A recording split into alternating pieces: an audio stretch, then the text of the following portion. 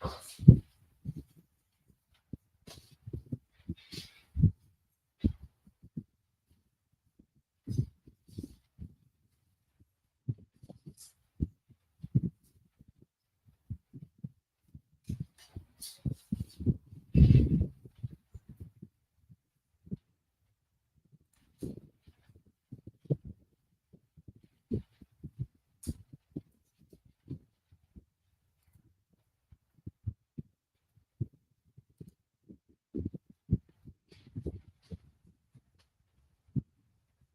afternoon, everyone.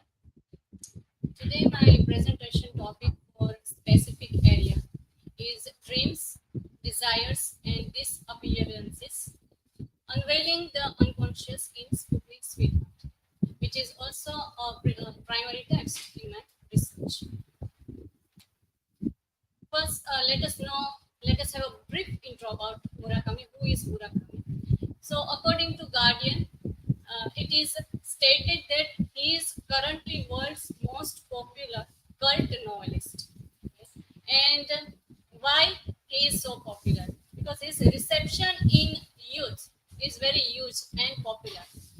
He intervenes themes such as dreams, hallucinations, and surreal worlds, and creates his own genre called Murakamism, right? Because the word came from Kafka's word, Franz Kafka, and how Kafka's world is has situation, bewilderment, and self-discovery. So, majority of his novels discovers the themes of self-discovery, where protagonists go on a quest, right, for a journey to find his self.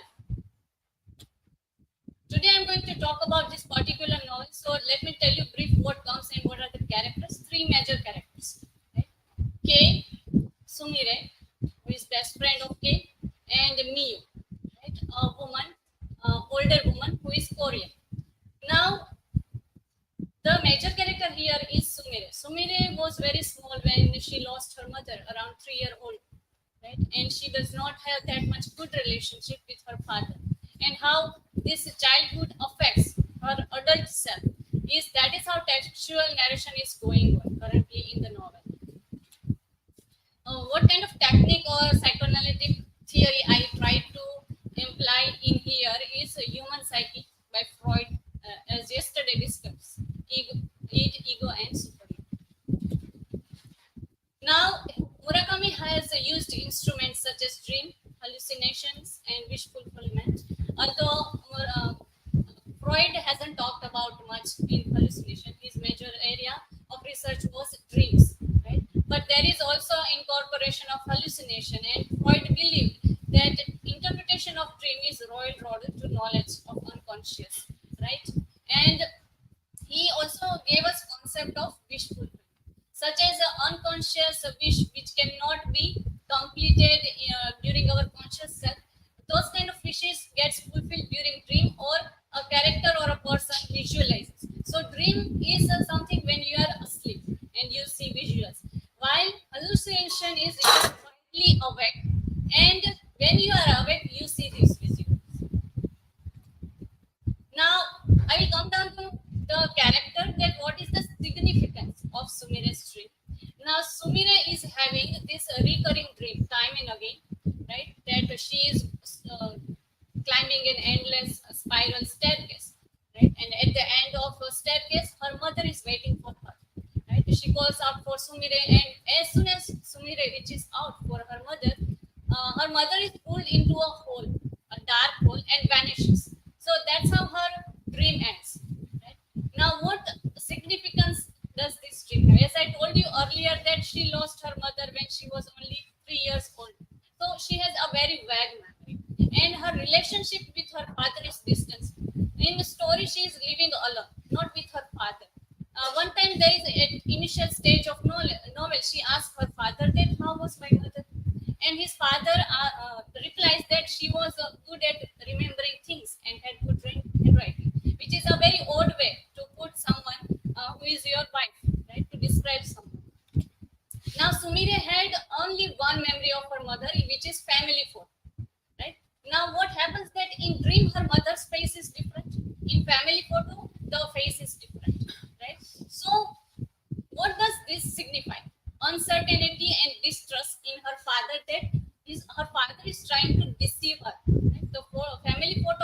not the real one. The real one is in the dream, right? So she visualizes her mother, real mother, in dream.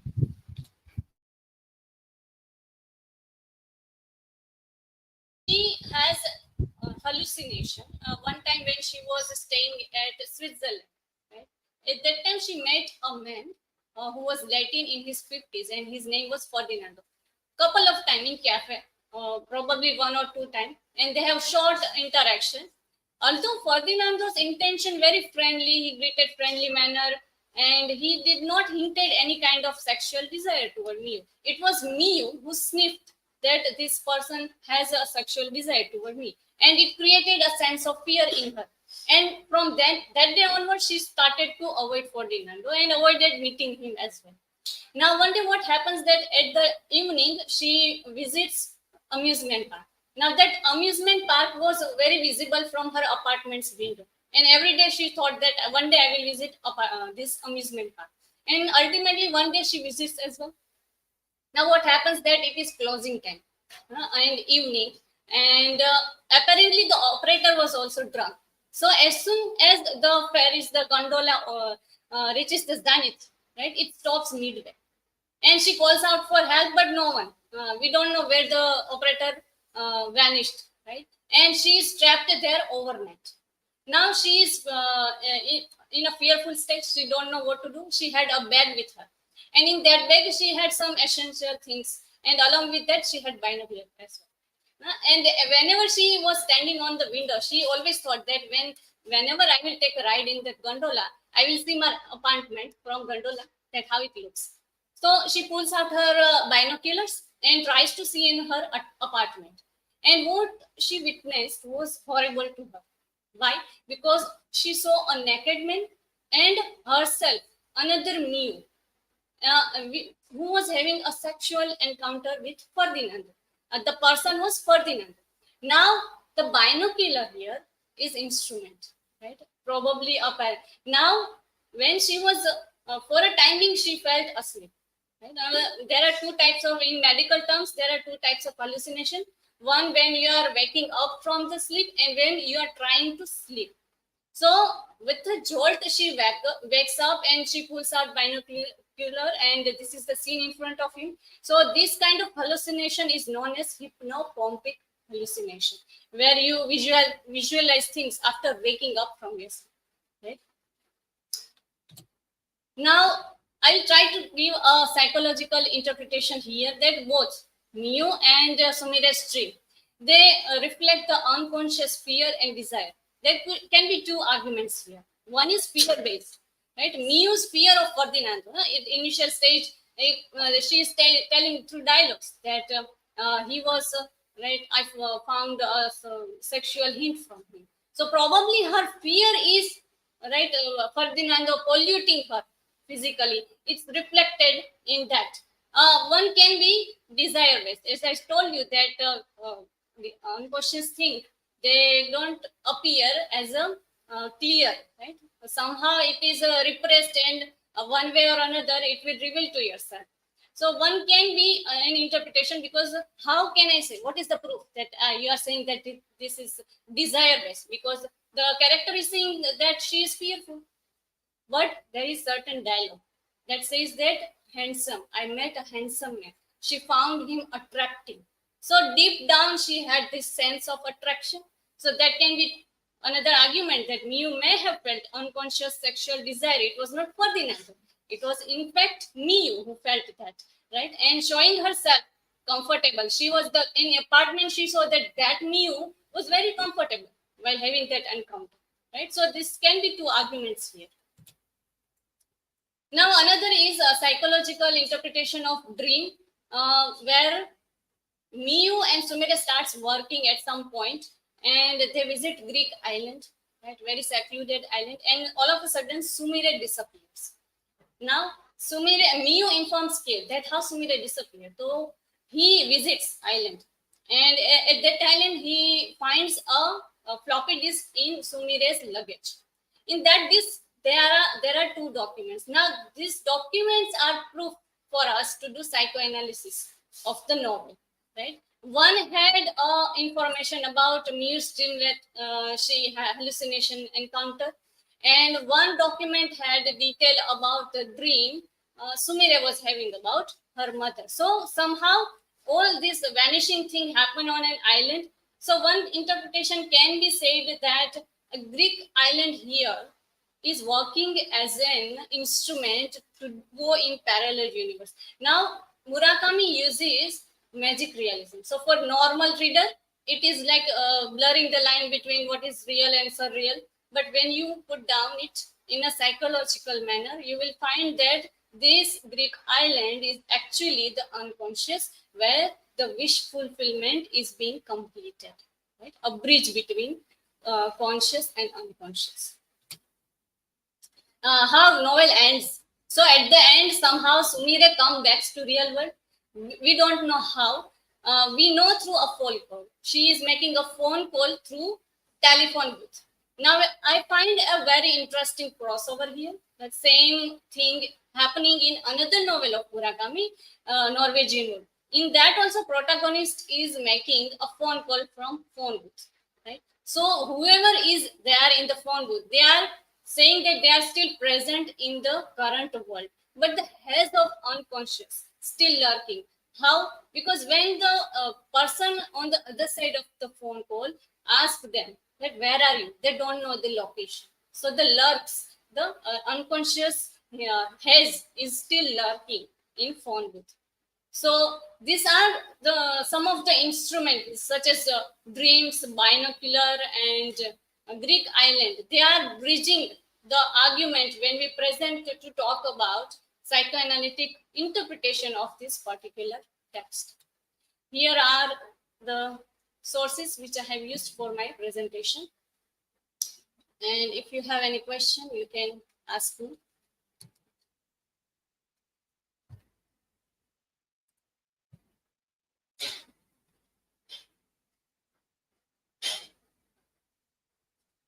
My question is to you, according to you, what are the impacts on the reader who reads psychological works? What kind of impact specifically? Yes. The readers who are reading psychological novels or psychological works. Okay. Now it depends on reader, right? Usually people have this misconception that whoever is doing psychoanalysis is also a psycho, a general misconception, not everybody. But it always depends on reader, how you receive your reception of certain theories. Now, not everyone has this abnormal thing happening. It's just that they don't narrate. We dream also, although our dreams are not that abnormal. Until and unless it is not a neurosis, it is normal to feel this depression and anxiety. The first thing you have to keep in your mind while reading such thing is that you don't take this personally. You remain omnipresent. Right? That is the first rule of reading such text. Okay, anyone else? My question to you is: what according to you there is a difference between dream or reality? Yes. Yeah, there are two kinds of dream. Dream means the dream when you want to achieve, when you're wide open and conscious, and those dreams are socially and culturally accepted. And such things, other kind of dreams, right, which are latent one, hidden one. Other world does not know, real world does not know. These are only your intention. So there is a difference. Now it depends what kind of meaning you are going to for the dream. Okay, this is from my side. Thank you.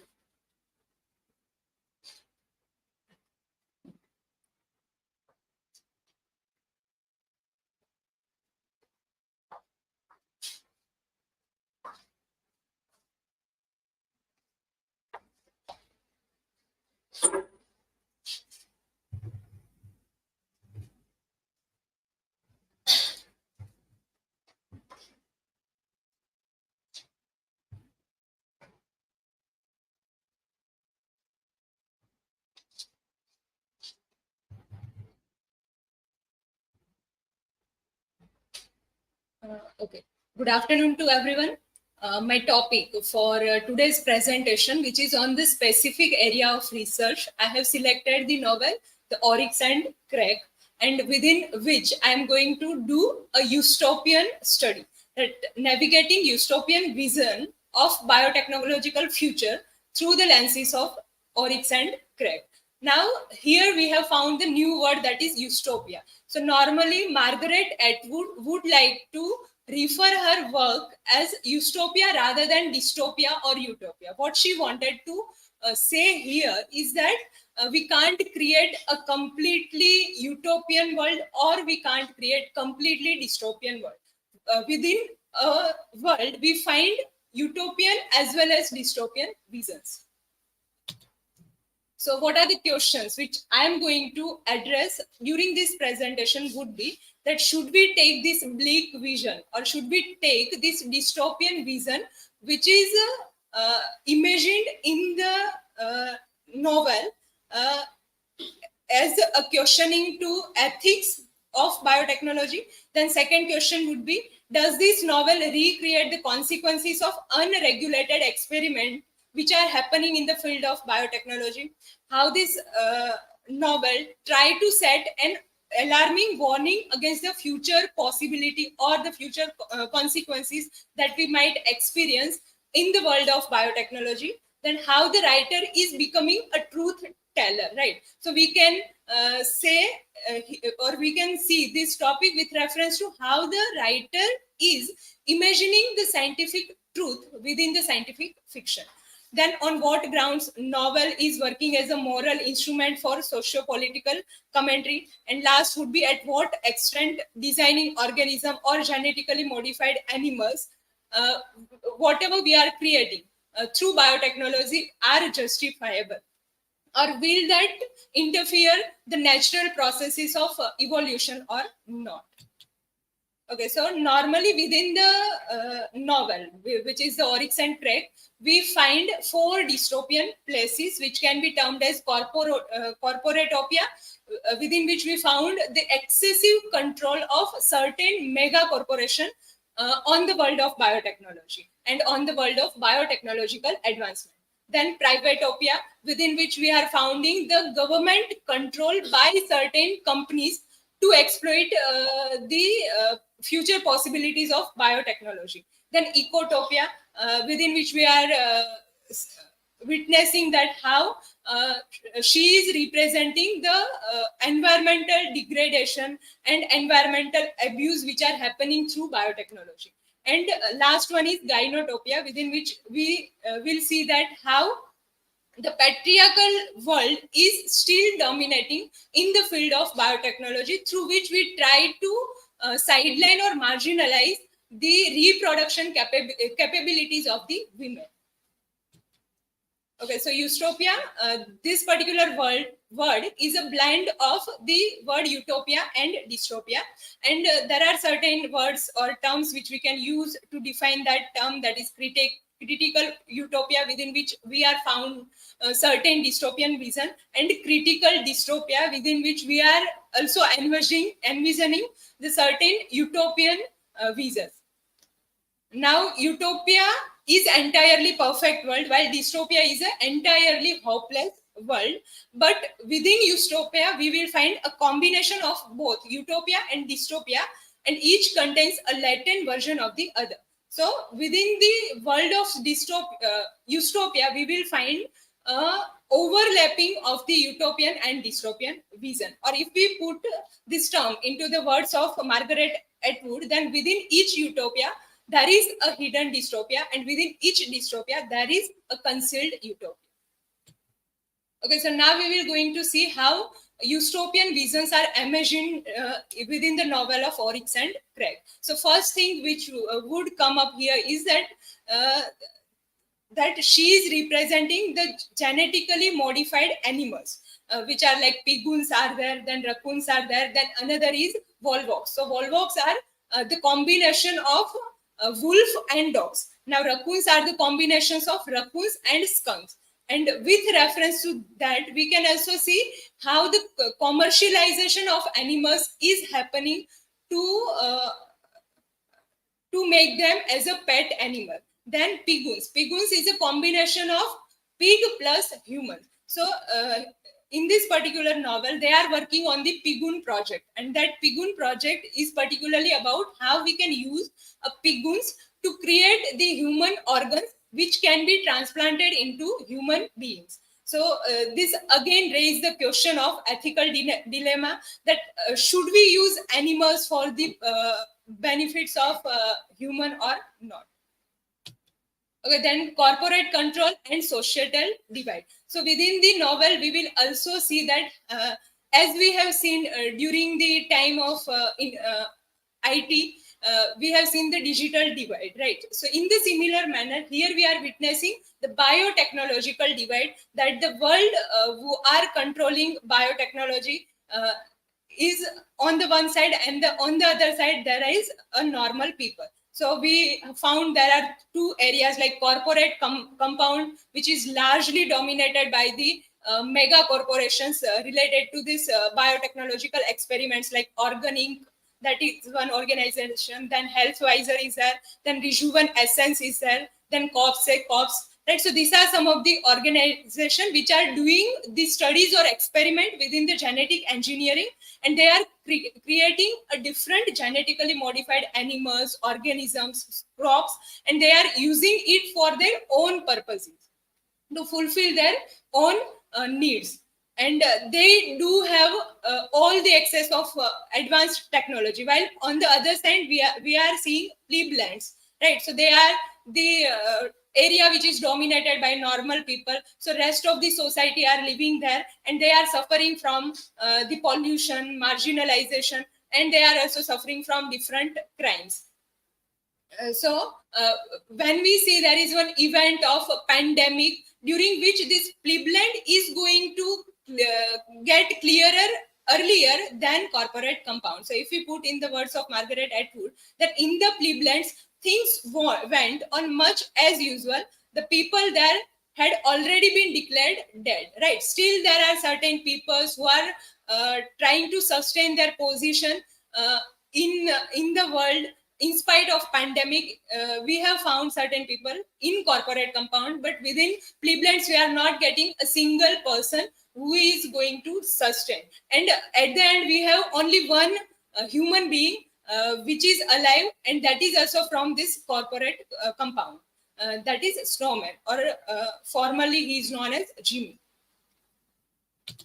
Okay, then another thing is genetically modified crops and genetically modified food, right? So we have to see here that how we can use genetically modified crops to increase our production and to ensure food security. So whenever they are doing these kinds of experiments and they are creating certain genetically modified crops, at that time we have also seen there is resistance from the normal people. There are laborers who are resisting against it because they are losing their jobs because of this technological advancement. And on the other side, they have created genetically modified food to ensure the food security, right? So in the positive manner also we can take, and in the negative manner, that how the people are suffering from this biotechnological advancements. Okay, now the issue of human identity and dehumanization, right? So the major questions which emerge here is, are we dehumanizing our own identity by creating a genetically modified creatures, or are we going beyond this human identity? So within this novel, we have a Crake, who is scientist who wanted to create a complete genetically modified society or a world which is known as the Crakers. And through which we can see that how this writer is trying to blur the boundary between the real world and the biotechnological world. So it also try to portray the dangers of God complex, that if we try to become the God and if we try to go beyond the natural laws, then there are possibility that we might face certain consequences as well. And this creation of crackers will also raise certain questions, like it will create a question related to the loss of humanity or threat to human identity. Then it will again instinct us to search on what really it means to be human. Then it will also lack a value of individuality and free will. Okay, so next thing is creation of designer drugs. Will it be considered as a solution or a threat? So the major application of the biotechnology, if we see in the field of medicine, then we can create certain drugs, we can create certain medicines to ensure the healthy life of people. So in the similar manner, in this particular novel, our protagonist Crake have created a bliss plus pill, which is generally marketed in the society as a solution to your sexual health, but it is secretly designed to sterilize the population, right? So major problem that he is facing is that the population in the world is increasing. So to stop that population, he create a kind of a pill. If the people use that, then they won't have a reproduction capacities. So this highlights the dark side of biotechnology, that how we can use these kinds of bioweapons to create a biohazard or bio war within the society. And it also raises ethical question, right? So we need to ask here that if it is possible, then we should have do it, or if it is desirable, that's why we should have done these kinds of things. Next thing would be how the biotechnology is working within the environmental degradation, right? So the novel paints a bleak picture of environmental destruction which is happening because of the advancement in the field of genetic engineering, right? So extensive gene engineering can be blamed for the loss of biodiversity, ecosystem disruption, and general environmental balances. Okay, so to conclude, what we can say here at the end of this discussion is that Atwood have created a vision within her novel, which is a kind of a utopia, which representing the consequences of the biotechnological experiment as well as the positive sides of this world. It can be read in context of environmental ecoleptic literature as well as post-ecoleptic consequences of this world. The novel is a story about the potential dilemmas and unintended consequences and opportunities which can be achieved so far through biotechnological advancement. And at the end, if we put into the words of Margaret Atwood, then it will question that who we are, then what we want, at what extent we can go to achieve our dreams, and what our limits should be. Right, so this is it for the presentation. If anybody have any questions, then I will be happy to answer those questions.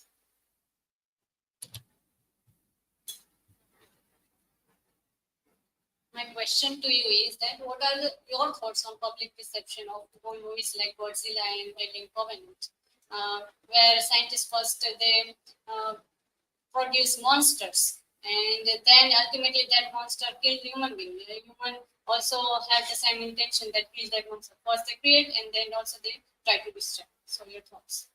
Yeah, okay. So the thing is that whenever we see these kinds of movies, right? So they are creating a monster, right? And they are visioning a dystopian imaginary within their films. So what we have to see here is that that doesn't mean that the science is going in a wrong way, right? It can be go in the right way, but we have to see those films as a kind of a caution or as a kind of a warning that if we won't be able to trace these kinds of fault within the scientific invention, then there might be possibility that we end up in a failure, right? So that we can see.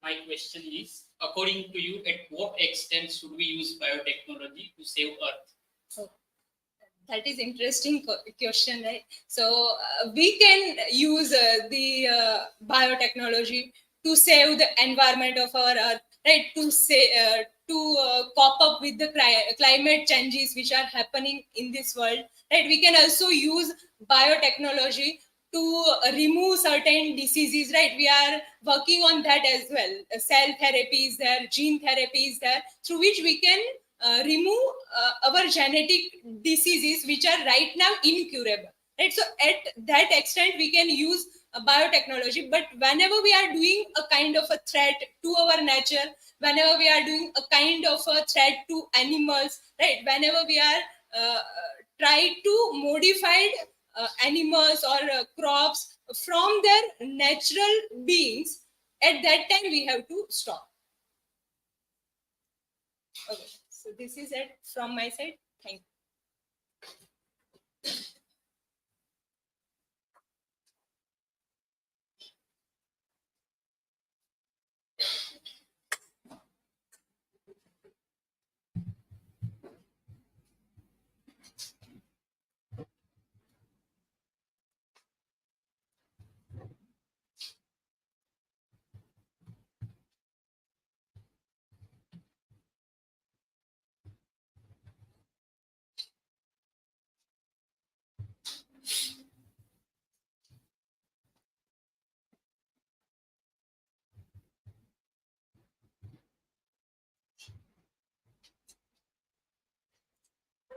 Good afternoon, everyone. For specific area of research, I'm going to present leadership qualities and eco-critical analysis of the call of the wild. That is written by Jack London. Eco-criticism. Eco words arrive from Greek. Oikos. Oikos means to make, create a healthy and safe home for flora and fauna. Eco-criticism, the term eco-criticism was coined in 1978 by William Ruckert in his essay Literature and Ecology, an experiment in eco-criticism. It is an interdisciplinary field of study that analyzes how the natural world is portrayed in literature. Typically about to modern environmental concerns, one of the main goals of eco-criticism is to study how individuals in society behave and react to nature and ecological aspects. It means we have to study which type of things, incidents we have written in literature. Eco-criticism is a study focusing on the relation between human and nature. It pays attention not only to nature's current state but also to human development at different ages. It means how we are dealing with nature and animals at various period or in the past era. Scholars analyze the environment, discuss possible solution for improving the contemporary environmental condition, and examine the different ways literature treats the subjects of nature. Now, zoo criticism. It is a subset of eco-criticism. Means eco-criticism is a umbrella term. If you look at the anthropology, it can be found that there are a lot of stories in which we are connected with them. Basically, they also existing. We were companion, but as per we move towards civilization, we started to dominate them. Then we also found different stories, and some of stories like Life of Pi, Call of the Wild, White Fang, Sea Wolf. These are the example that represents zoo critical perspective. Zoo criticism means it is a study of animal representation in literary works. It is a study of animals represented in literary works and how human and animal relations are expressed in literature. Zoo criticism was first applied by Graham and Helen in their book called Post-Colonial Eco-Criticism. Black Beauty, it brings out the problem that how people were dealing with horse in Victorian period. Life of Pi, it shows how human and animal can be friend and not so friendly. Richard Parker and Pi becomes friend. Why? Because they both need each other. Without it they cannot survive in Pacific. White Fang, it story of survival. Human and wolf, they both need each other's help to survive. Then Jack London's Call of the Wild is best of example. Jack London was born in San Francisco in 1876. He grew up in poverty. In the age of 12, he was working to earn money to survive, and that's the reason he has given best work. Deeply understanding the struggle for survival, his life experiences and the books he read shaped his belief in the triumph of the strongest individuals. This fighting spirit is evident in his renowned novel, such as The Call of the Wild, Sea Wolf, and White Fang, also written by Jack London. Setting Klondike Gold Rush in 1890 in Yukon, Canada. It is a Life of Pi and Call of the Wild and White Fang. These stories are belong to Canada, a Canadian background.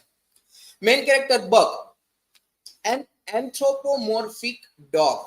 Anthropomorphic, it means who have a human characteristics. It means he can think about anything. He can take decision like humans can take. He was stolen from home and sold.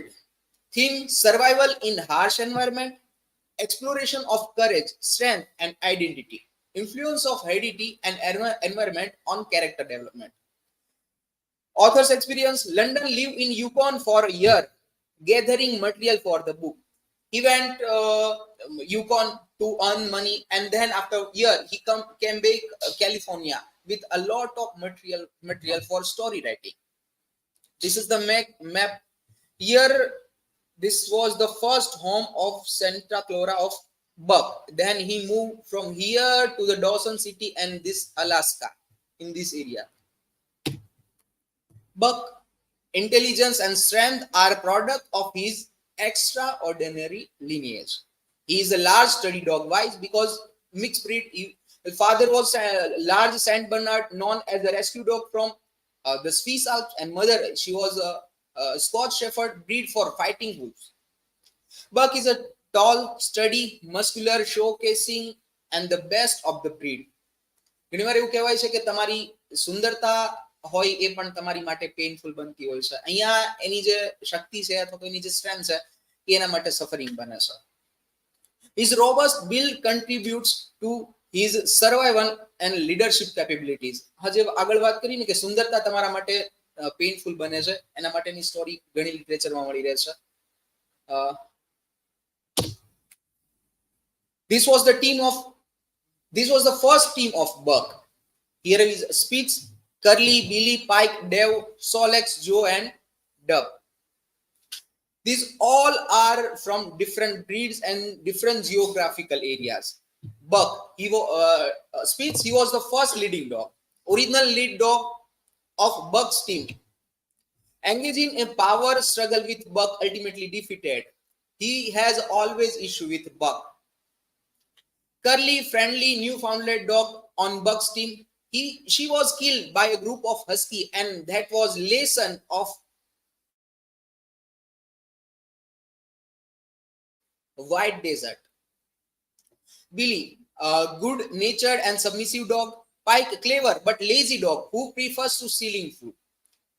Dave, dedicated and hard-working sled dog. Serious and focused with strong work ethic, respected by teammates for his commitment. But in the end, he was killed by shot. Solex, Joe, Dub. This was the part of team. The painful thing is that Buck lost every member step by step. Ecocritical perspective. This was the description of Judge Miller's bungalow. Buck lived at a big house in the sun-kissed Santa Clara Valley. Judge Miller's place, it was called. It stood back from the road, half hidden among the trees, through which glimpse could be caught of the wide, cool veranda that ran around its four sides. The description of the Judge Miller's house reveals London's desire that prefers to live in country or a valley. In Raymond Williams, one of the poem, I think in City and Country Yard, this type of description can be found. Countryside valley and the entire wilderness becomes the symbols of freedom. Although wilderness might be hard for people to survive, it is still represent the purity and fairness. Buck did not read newspapers, or he would have known that trouble was brewing. Sometimes our development also becomes painful for animals. Uh, in the autumn of 1897, the Klondike Gold Rush pushed countless men into the icy region of the North Pole. These men needed a dog with strong muscles and warm long hair. Such dogs could be used for laborious tasks of pulling a loaded sled over frozen ground, and their warm, long hair protected them from blizzards and bitter cold. These all people wanted to earn money from gold rush Klondike, but they don't know how to deal with dog animals and how to survive in the harsh reality in the nature. In the autumn of 1897, Buck's happy life suffers when Justice Miller goes out one day. His children are busy at the clubhouse for athletic event, and Manuel, who worked in the house at that time, betrays Buck. Manuel was addicted to lotteries and gambling, and Buck, who paid with him, was unaware of the cruelty of this man's mind. And Buck was sold and handed to a stranger man. From this incident, his suffering was started. In the end of the story, he finds a person who was the first Judge Miller. Ultimately, loyalty to John Thornton. Throughout the novel, he facing a lots of struggles for survival. John Thornton represents the pinnacle of Buck's loyalty to humans. Thornton's kindness, understanding, and genuine love for Buck create a bond that surpasses all previous human relationships. Thornton saved Buck from the cruelty of Hall Charles, which solidifies Buck's loyalty. This bond is characterized by deep affection and mutual respect. Thornton's ability to communicate and connect with Buck on the almost spiritual level elevates their relationship beyond mere survival. So this is a point of view from an zoo critical perspective and eco-critical perspective. These are the references.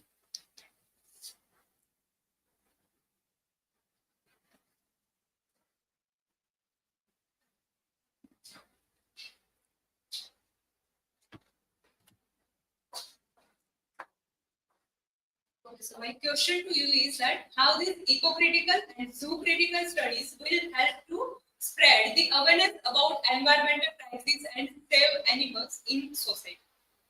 When you read Call of the Wild, White Fang, or Black Beauty, it gives you ideas and thought that basically why we are thinking this type of, because Western philosophies are more anthropocentric or androcentric. So we have to think about biocentric.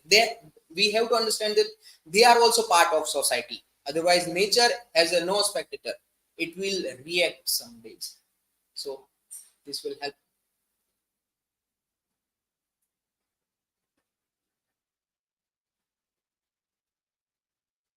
So the question is, what role does eco-criticism play to maintain the balance between human beings, flora and fauna? All of us are part of this ecosystem.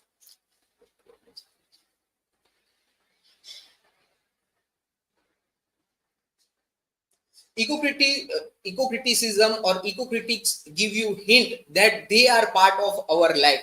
So this was the same answer as everyone.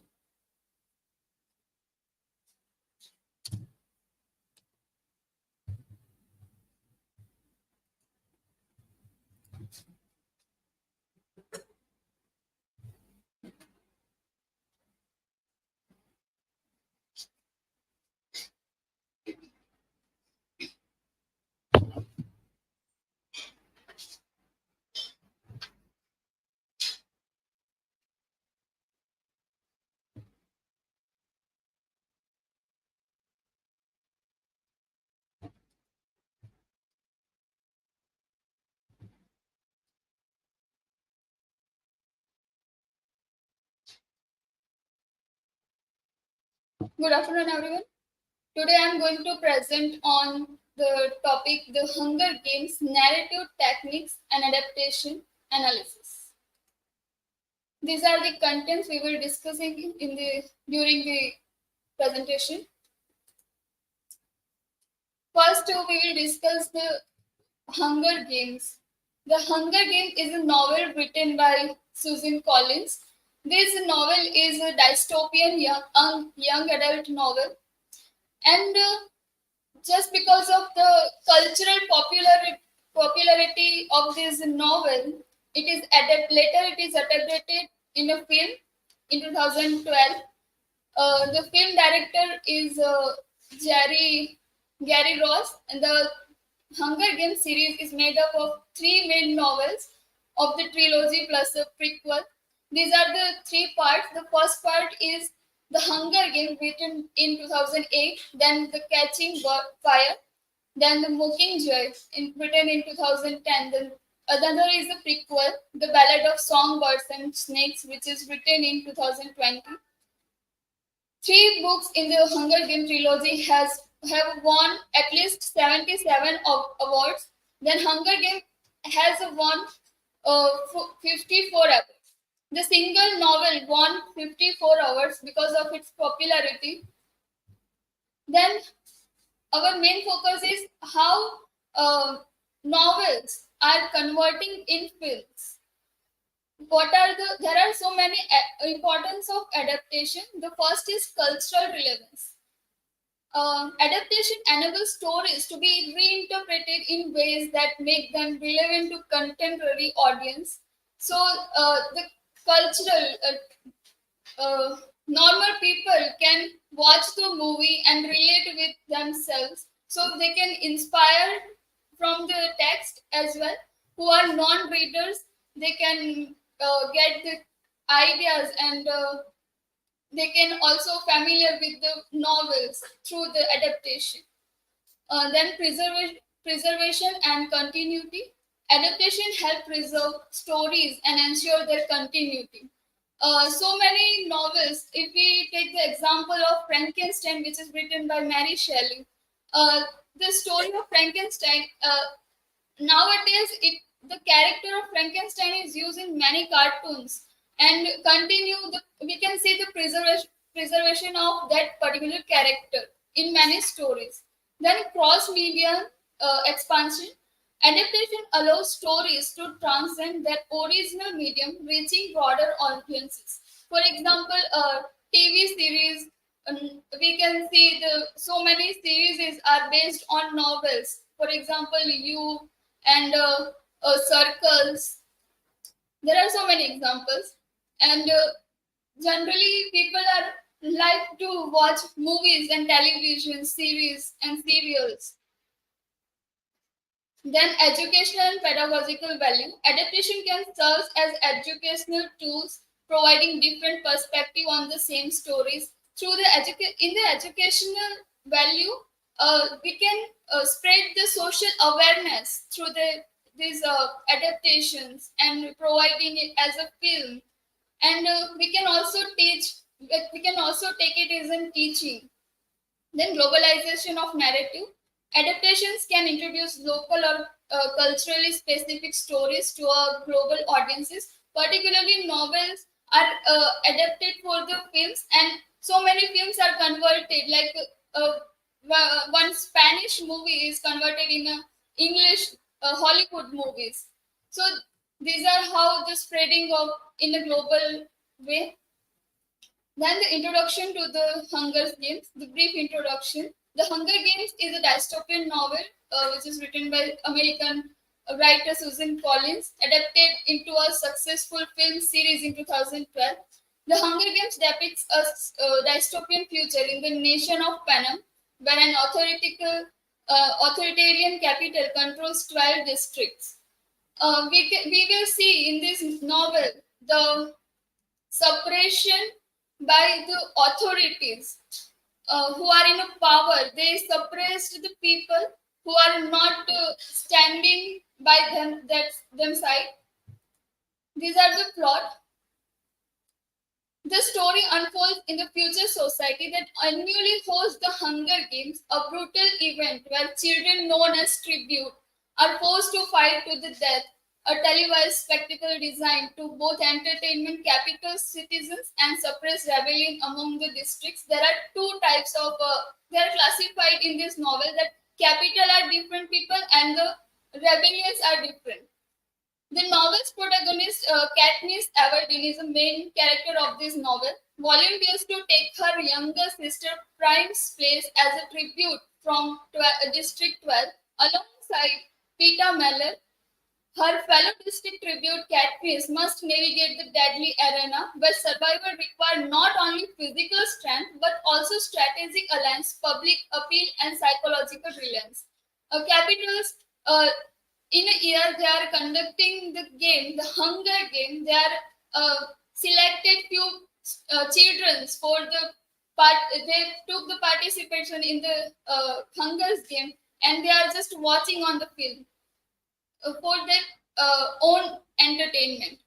It is also a commentary on power, control, and the effect of violence on society. The Hunger Games delves into themes of sacrifice, survival, and the moral dilemmas posed by individuals under oppressive system. The story's fast-paced narrative and strong character development has captivated readers worldwide, leading to its adaptation into a successful film. This is the plot, and these are the main characters. The main character, Katniss Everdeen, the main protagonist of the Hunger Games. Then Peeta Mellar is a friend of Katniss. Then Gale Hawthorne, the Katniss' best friend, and Crimson Everdeen, who is a younger sister of Katniss Everdeen. Then the Effie Trinket, she is the antagonist of this story. He belongs to the capital. She is a host of the Hunger Games. And then Hermione Aberneth, a mentor to Katniss and Peeta. Now we will see the narrative techniques in the novel. When we read the novel, there are many types of perspectives, like first person perspective, second person perspective, third person perspective. In the story, the writer Susan Collins uses first person perspective. This is the novel. We will see how this story starts.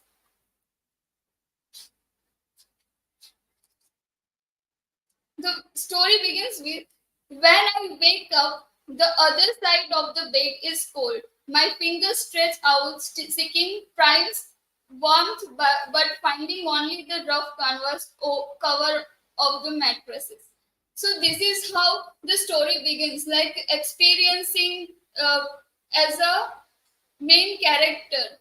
The first person perspective allows deep insight into Katniss's thoughts and emotions. Like as I read the novel, the first lines that she is waking up and everything she is describing in a descriptive way, then creates a personal connections with readers. When we read the novel, we are connecting with that particular main character. We are trying to think, we are influencing by the perspective also. Then internal monologue provide detailed understanding of Katniss's strategies, fears, and motivations. Internal monologue means in the Hunger Game, whatever Katniss feels and fears about how her sister got selected in the Hunger Game, and she take the place and she volunteered to play the game behalf of her sister Prime. So internal monologue is provided in narrative techniques. Then unreliable narration, Katniss' subjective perspective adds suspense and complexity. When the stories are forwarding, when we read the story forward, we think that what will happen in the next few minutes. So we have to read that novel line by line, then flashback reveals past events that shape the characters' motivations and actions. In the narrative techniques, when we read the novel, when a writer use the technique of flashback, it is in a descriptive way. We have to read everything what was happened in the past events. So this is the another symbolism, use of symbols like the mockingjay to represent themes of rebellion and hope. Symbols are also used as a narrative techniques in the novel. The mockingjay pin is a particular thing which is represented in the novel. When Katniss went to the Hunger Game, she is going to play the Hunger Game. Then her sister give her a mockingjay pin, so for the protection. So this is the symbol. Then adaptation to film visual storytelling. We will see the Hunger Games, the novel, how adapted in the film.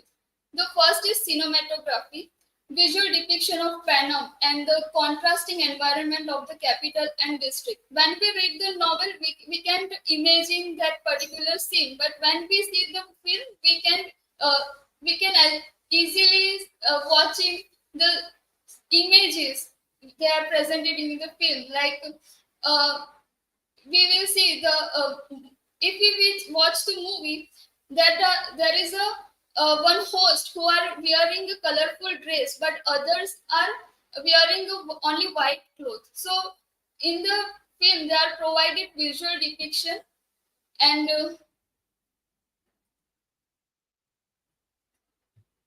then use of color and lighting to enhance the dystopian atmosphere. Film are generally using the colors of lighting to enhance the storytelling events. And then sound design, music and sound effects to create emotional depth and tensions. For example, a sound fighting scenes, the sounds are completely very high, and the two characters are remaining fighting with each other. We are tensioning what will happen. Tensions are created by sound designs and music. It is depend on high music and the low music, and how musics are run in the background. Then action and performances, conveying characters' emotions and development through actors' performances. When it is adapted in the novel, the main role is coming for the particular performance. It is also based on the performance, how they are performing particular character. So performance is a very important thing in the film. Then special effects, bringing the arena and its hazard to life, creating an immersive experiences. Special effects in the sense the how coloring, they are filtering scenes to improve the scenario. Then differences in narrative techniques. We will compare here how narratives and films are different from each other. First is internal monologue versus visuals. Novel relies on Katniss's thoughts. We have already discussed how characters are, especially Katniss, whatever she is thinking, we are also can relate that thoughts with ourselves. Then, if we see the film, if with the help of visual and auditory clues, we, as a third person, we can see that movie, so that we can relate our perspective, not the Katniss's perspective. Second, subjectivity versus objectivity. Novels first person narration versus film's more objective viewpoint. This is the same thing. Novels first perspective, we already seen that she is starting with the I, and she is also explaining whatever she is felt, and the film perception, we are just relate that this thing are happening and the reality. Then symbolism, visual representation of symbols like a mockingjay pin in the film. Then flashbacks handled differently. Novel uses descriptive prose here, and film uses visual flashbacks. So if we relate the scene in the novel, we have to read in the descriptive way, but when we see the film, that they are just showing some pictures in a speedy way, so it is easy to compare the flashbacks. Then the impact of readers and audiences. What are the impacts on the readers and audience with the same novel and the same with movie, the reader's deep engagement with Katniss's perspective and reflection on social and political theme. If, as a reader, we read the novel, we have a deep connection with that particular character, and also we can relate so many things with the novel and whatever happening, like social issues, how suppressed by capital, and how they are suffering and surviving for a life, and political themes. Then audiences, visual and emotional immersion in the film are provided the visual and emotional immersion by using so many technologies here. Then cultural phenomena influence fashion and popular culture. There are a use of weapon like bow and arrow. They are using for the playing game, Hunger's game. So many are inspired with that weapon and using in another thing that can be a fashionable and in the popular culture. Then combined impact. What are the combined impact of readers and audiences? That educational value, discussing the dystopia, governance, and agency. In educational way, we will see how society are suppressed by the upper people or government, how government brutally behave with the common people. Then fandom and community, active engagement and discussion. We can, when we are completely watching movie or reading novel, we have our perspective. We improve our perspectives through the stories. We have an idea what is what want to that what writer what want to say, what convey to message. Then it can be the discussion. Many movies are inspired by the Hunger's Game, like Squid Game. If you see the Squid Game, then Alice the Wonderland. So many movies are later inspired by the Hunger's Game movie. These are the works cited, and questions are.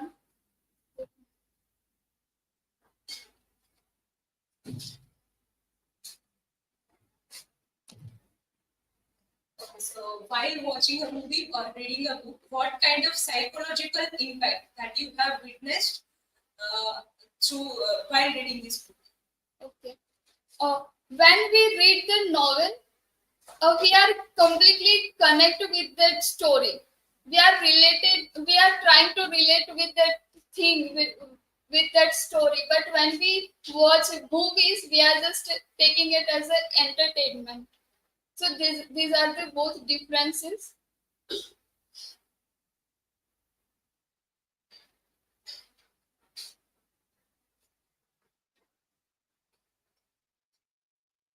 How do dystopian stories show real life problems and fears?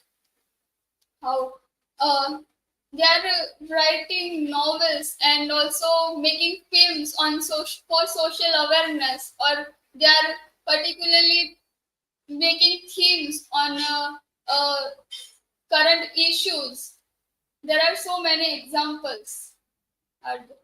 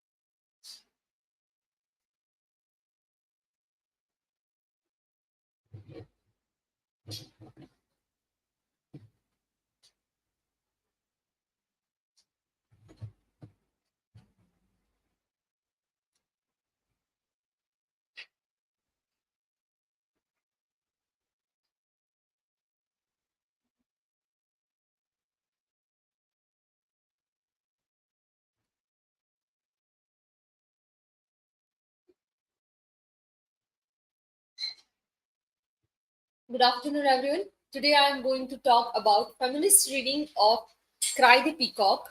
that is written by Anita Desai. So, table of content, which I'm going to deal with. What is feminism? Brief of Anita Desai, brief of Cry the Peacock, and feminist reading of Cry the Peacock. So, what is feminism? According to Britannica, feminism is the belief in social, economical, political equality of the sexes.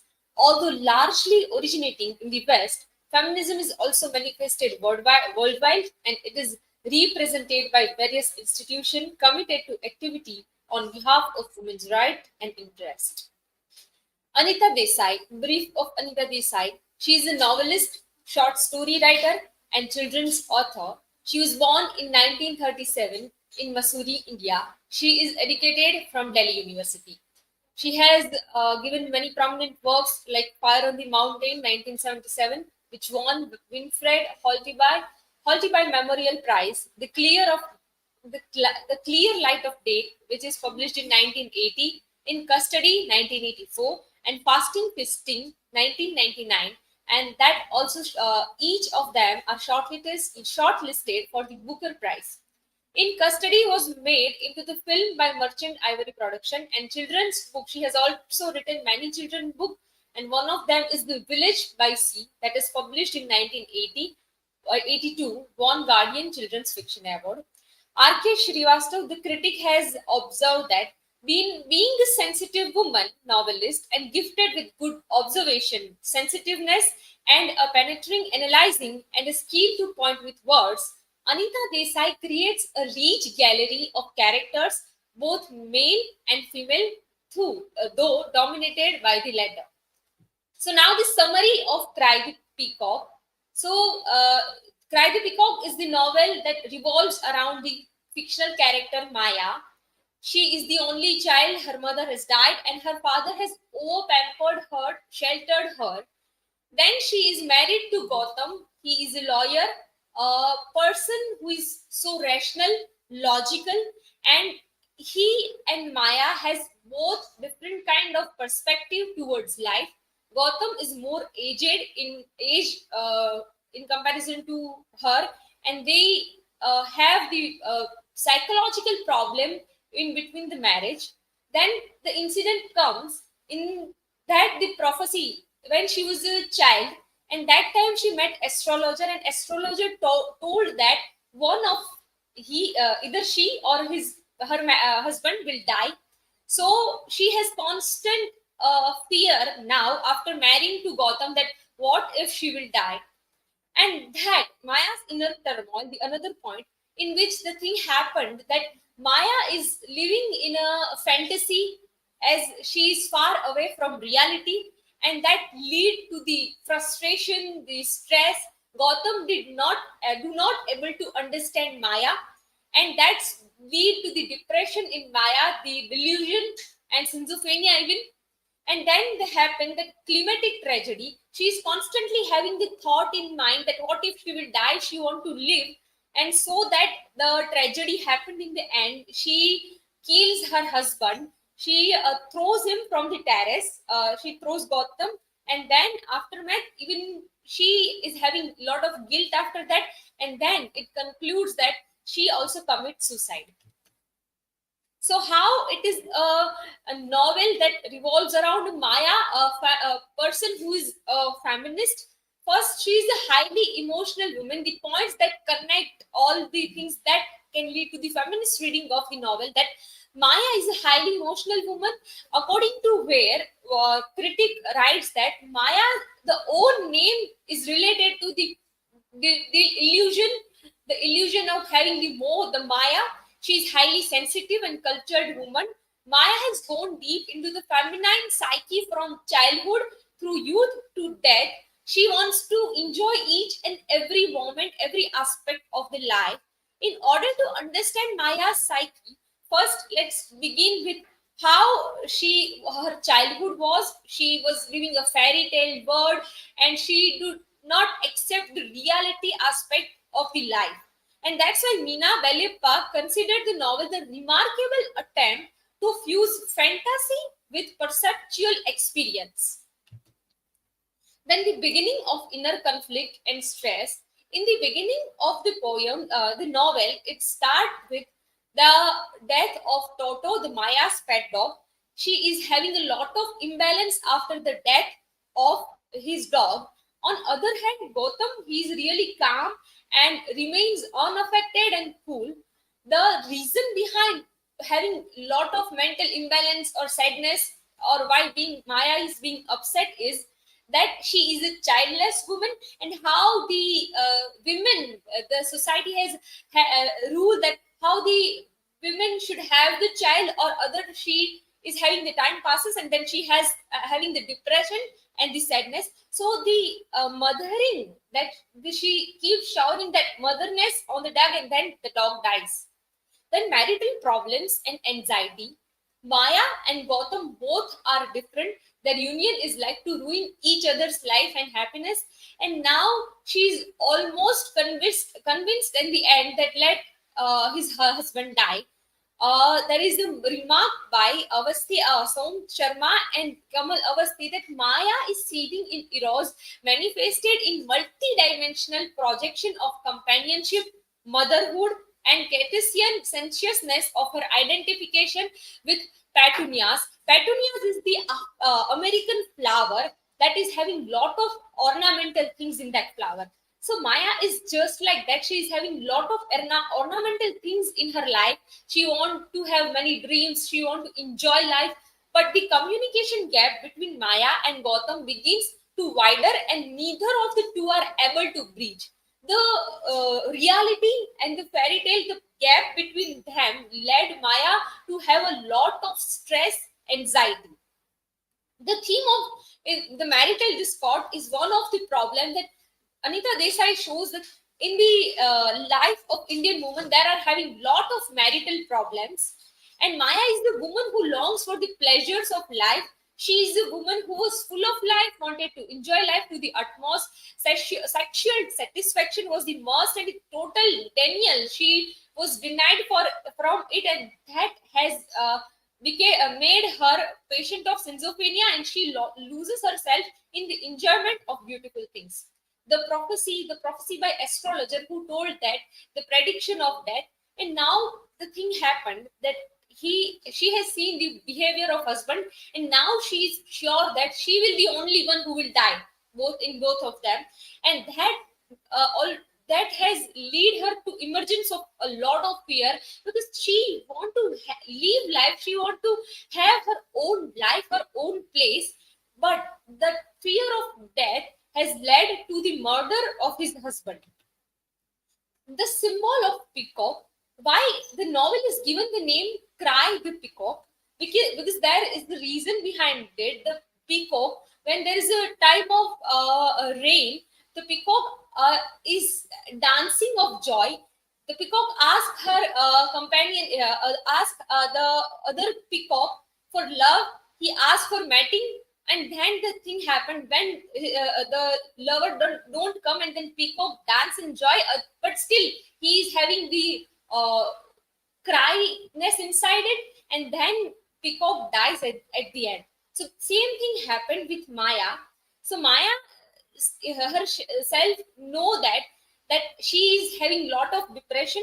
Her love of life is reflected in this splendid dance of the peacock, whose dance of joy is the dance of death.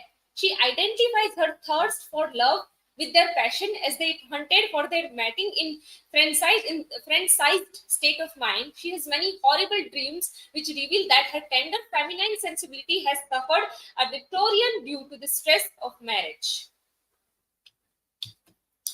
And now, in conclusion, we can say the revolt against society is the actual feminist perspective. She is the woman who accepts that she does not want to fit in this society. She does not want to fit in the marital problem that surpass the woman, and she can lose the self identity. She knows that I want to live my life, and that has lead to the anxiety, depression. And when she finds herself to be lonely, she feels herself in mental crisis. She also know that the time passes, she become more and more restless, start brooding over the feeling of emptiness. And Maya, in conclusion, we can say that Maya is a very sensitive character, a portrayal of woman who has failed to come to terms with hegemony and patriarchal order. Though she survives in a male-dominated world, she refuses to identify it and she revolts against it. Though Maya is an affluent housewife with all the necessities of a comfortable city life fulfilled, yet she is neither happy nor satisfied, nor is she the idle housewife who compromises with her situation, suppresses her self-identity and feminine desire until her death, and then she commits suicide. So these are my references. Thank you.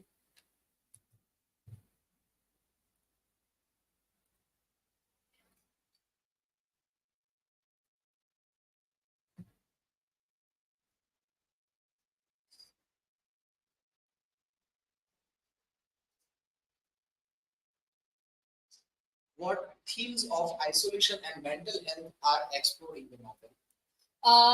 Isolation and mental health are the theme itself in the novel. There are many scenes in which Maya, who is unable to have sleep, so she decides to take pills. She also having a lot of hallusions that she sees the life of fantasy, the life in which she want to live, but she cannot. So that is all showing the mental health, how the health of Maya's, how the mental health of Maya's, and the isolation is she, while she feels that her husband is not accepting her, and then she decide to be lonely, then she isolate herself from him. On other hand, she is also having resentment against her husband. She loves him on other side, but also having anger toward him, and that both the contradiction lead to the isolation of her.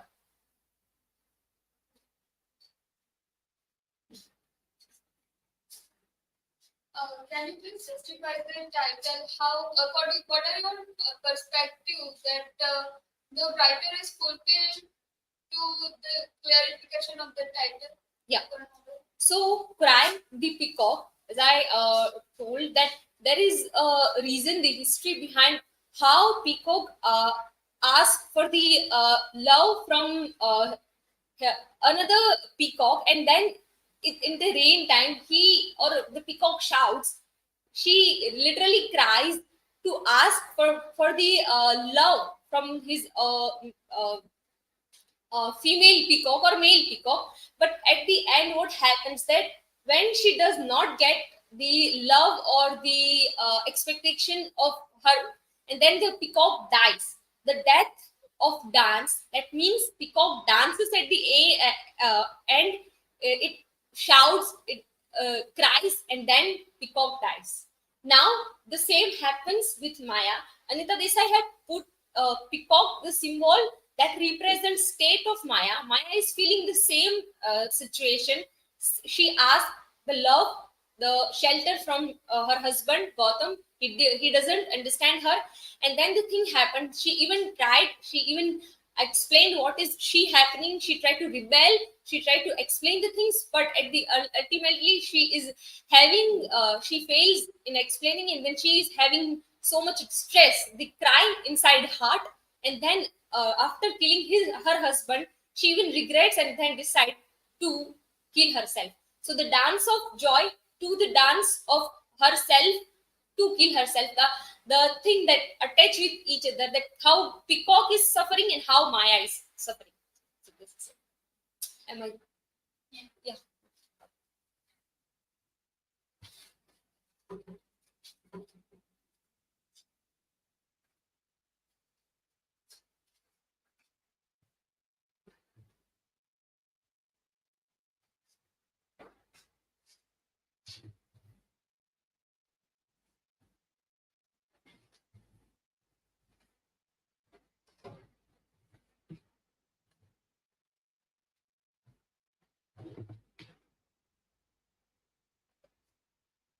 Good afternoon, everyone.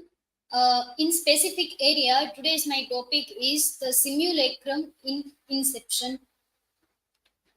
What is simulacrum? So it is a book, Simulacra and Simulation, by French philosopher, sociologist Jean Baudrillard. He argues that it was increasingly difficult to separate representations from reality. because we are living in a culture of consumerism where the electronic mass media maintains the illusion of an actuality to keep us shopping and entertained. So basically, in his work, at the end of his work, he discussed and he concluded the whole argument that the mass media and media platform provides us such an illusion of, and it not provide us the actuality of the time. But during his time, that when he wrote, when he argued as a postmodernist, his arguments that is quite valid enough, that illusion of the reality and actuality from the mass media. Later on in his interview, he strongly believed that he loved cinema, he loved media, though his idea is as much valid in today's time. So he is not, his idea are not neglecting as such media. But in this book, the conclusion is that we can conclude that from the simulation and simulacra, he is conclude that we were now living in a simulation that is constructed by the media. What is the process of simulacrum? That these are the successive phases of the image. That first is the reflection of a profound reality that is not merely a copy, but it is the reflection of the reality. Then it makes and denatures a profound reality. That reality is masked. That something such layer that hide the particular reality. Then yes, it has no relation to any reality whatsoever. So after the order of Malsifens, so reality is masked, then absence of reality, and then we come to simulacra. That is that this whole process that we that Baudrillard described as a simulacrum process or simulacra process.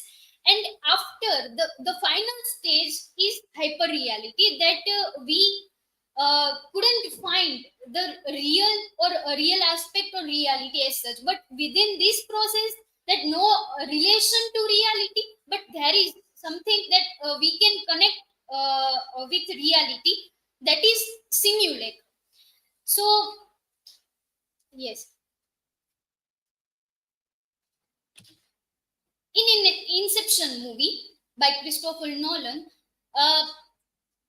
these all the images that we have seen, these images are described that the whole character, that the protagonist of the movie, he and his gang, who are going to steal or to drop the idea of the particular person.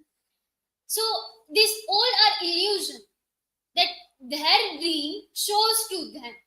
So these all scenes, that we can say that in Inception movie, these scenes suggest the simulation process. So entire movie, we perhaps that we say the entire movie echoing the process and the idea of simulation by that is given by Baudrillard.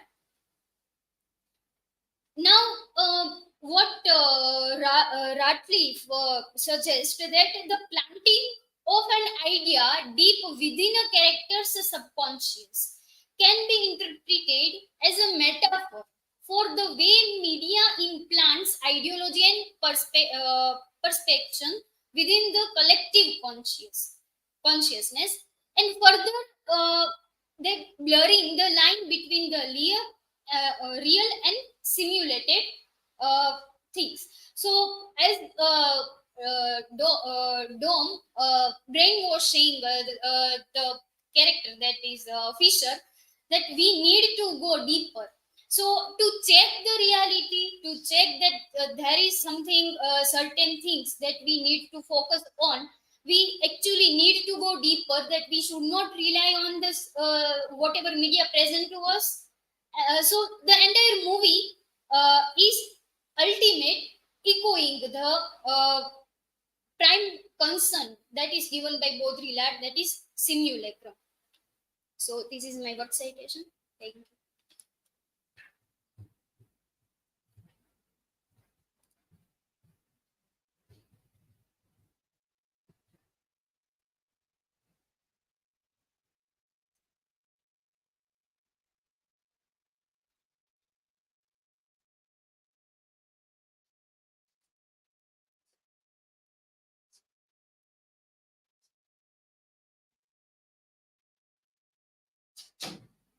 Yes, my question is how this concept came into the film industry.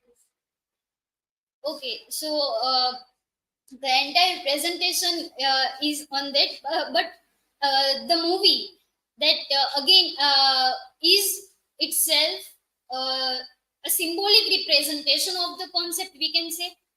So hyperreality is the very famous concept by Baudrillard, and many of times in films, scholars and other students are reading this hyperreality concept in the films, but it is the final stage of this entire process. But here in this particular movie, the simulacrum concept is what is Baudrillard said in his primary work, and what is this entire movie, and how the characters are unfolding the reality that we are actually in the present situation, or we are just dreaming, or is I or if I'm dreaming, so what is the stage of that I'm dreaming? It is the second dream, it is the third dream, that at the end of the movie that we see that. So it is present, the concept of simulacra. You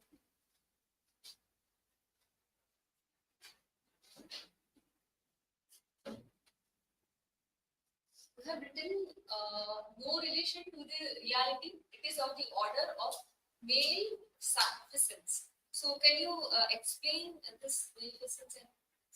Yes, maleficence, that means that something that is harmful, something that comes as an evil. So why in the movie, the protagonist and his gang are going to steal the idea, or rather than to steal, they implanting ideas to the particular the owner of the company. Okay, so they are from while they are dreaming, so they when they want to come out from the dream, from that subconscious mind, that the entire process are running in the subconscious mind, in their subconscious mind.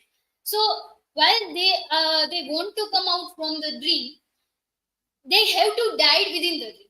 So they have to die within the dream. So this all the scene that in this in that particular slide, that present, that is something that we feel that is harmful to us. And while the lady character in that movie, she is an architecture. So she so first time when she woke up from the dream, she denied to go with the team to doing such things again, because while we wake up from the dream within the unconscious mind, so when in the dream we died with gunshot, we feel actually, we wake up and we feel actually that we are dying with that gunshot. So this is the order in simulacra. There is that something that is harmful, while we are coming to towards to hide the reality. That is the fourth stage, to come to the simulation. Sorry. So the entire image that is harmful perhaps to us, but not actually the reality. So, in the movie that we can also relate this. Thank you.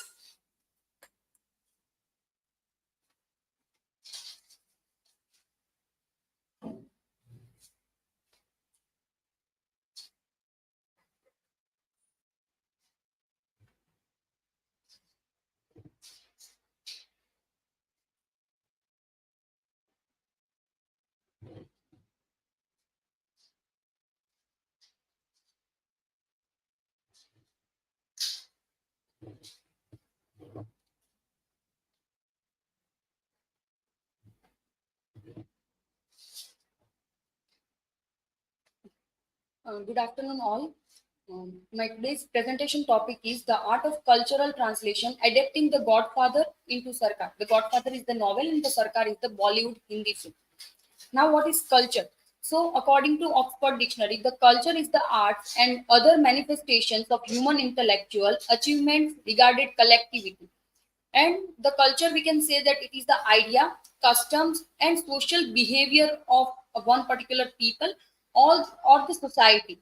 As per the English anthropologist Edward Burnett Taylor, in his first paragraph of his book, Primitive Culture, says that, or give the definition of culture, that culture is that complex whole which includes knowledge, belief, art, morals, law, customs, and any other capabilities and habits acquired by a man as a member of society. Now, what is cultural translation?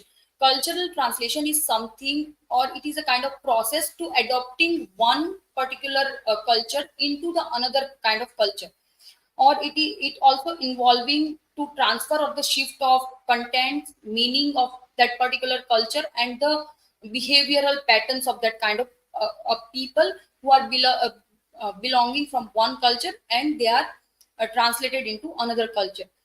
Cultural translation is something beyond word to word translation. It is not just word to word translation, but it is something which is including cultural nuances, idiomatic expressions, social norms, and other things, for to make the new audience comfortable in that particular context.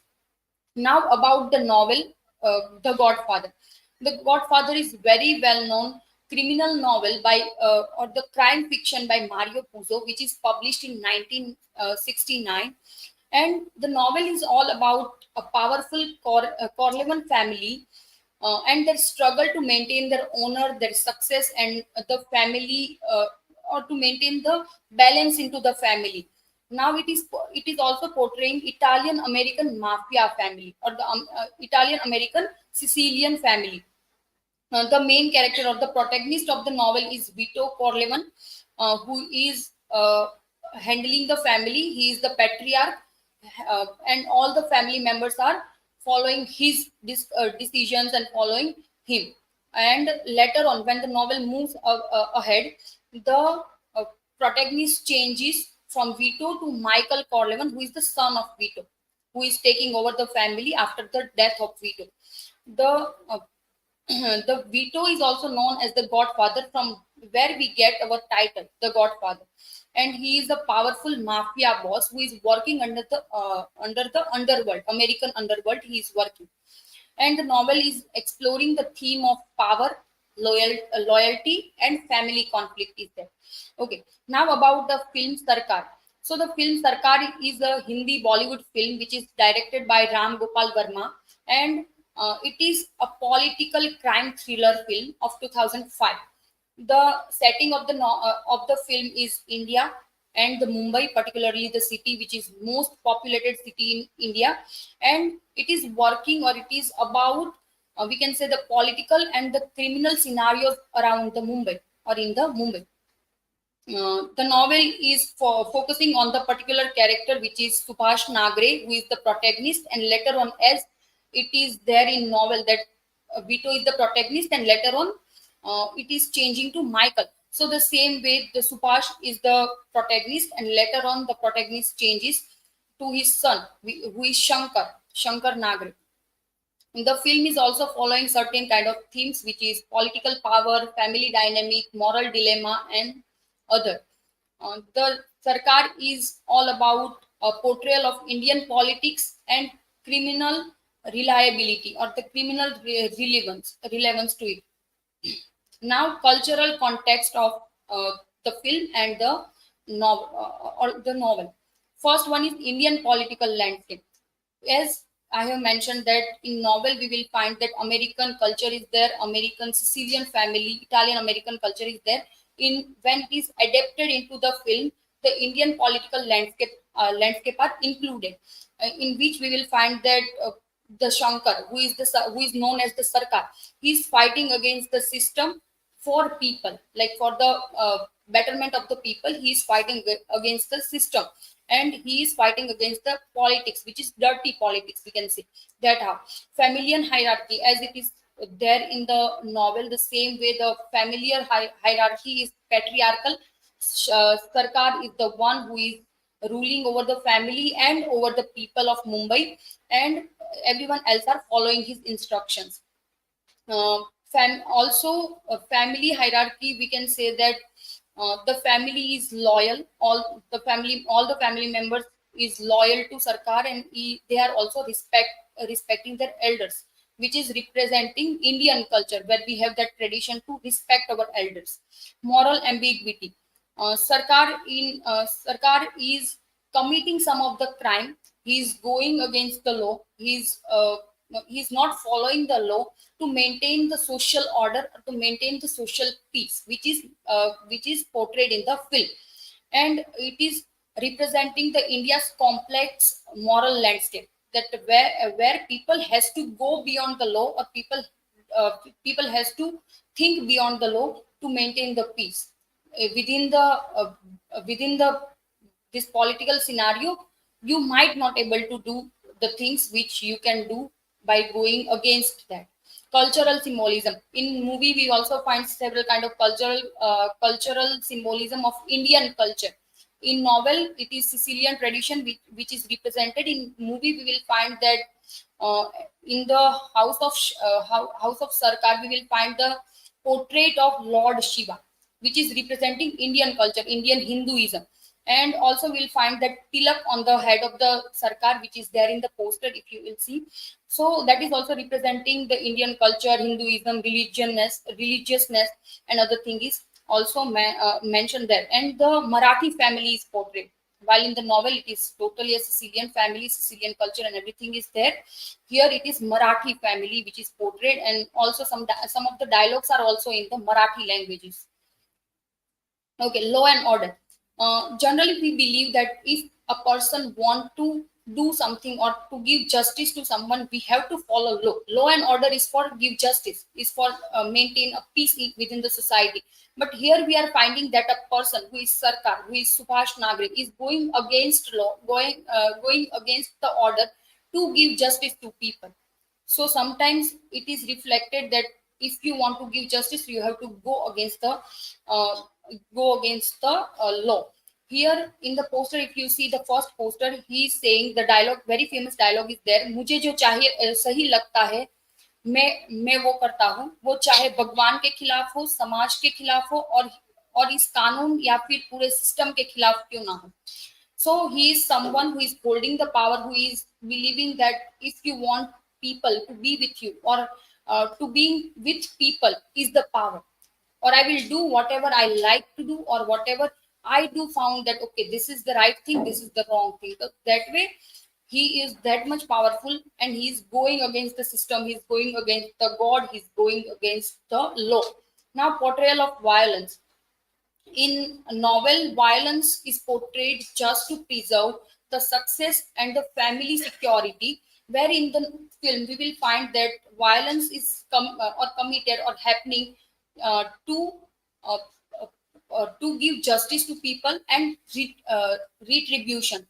And it is also used, violence is also used to fighting against the corruption. Now, comparative study of character adaptation from the Godfather, the novel, and to Sarkar in context of cultural and society. Culture and society. In novel, leadership is the more about maintaining power and survival, where in film, authority is rooted in moral and ethical leadership. Well, where the hero is believing that if people are with us, we are giving justice to people, we are helping people, then it is a moral act and you can commit violence by doing that. This is what hero is believing in this movie.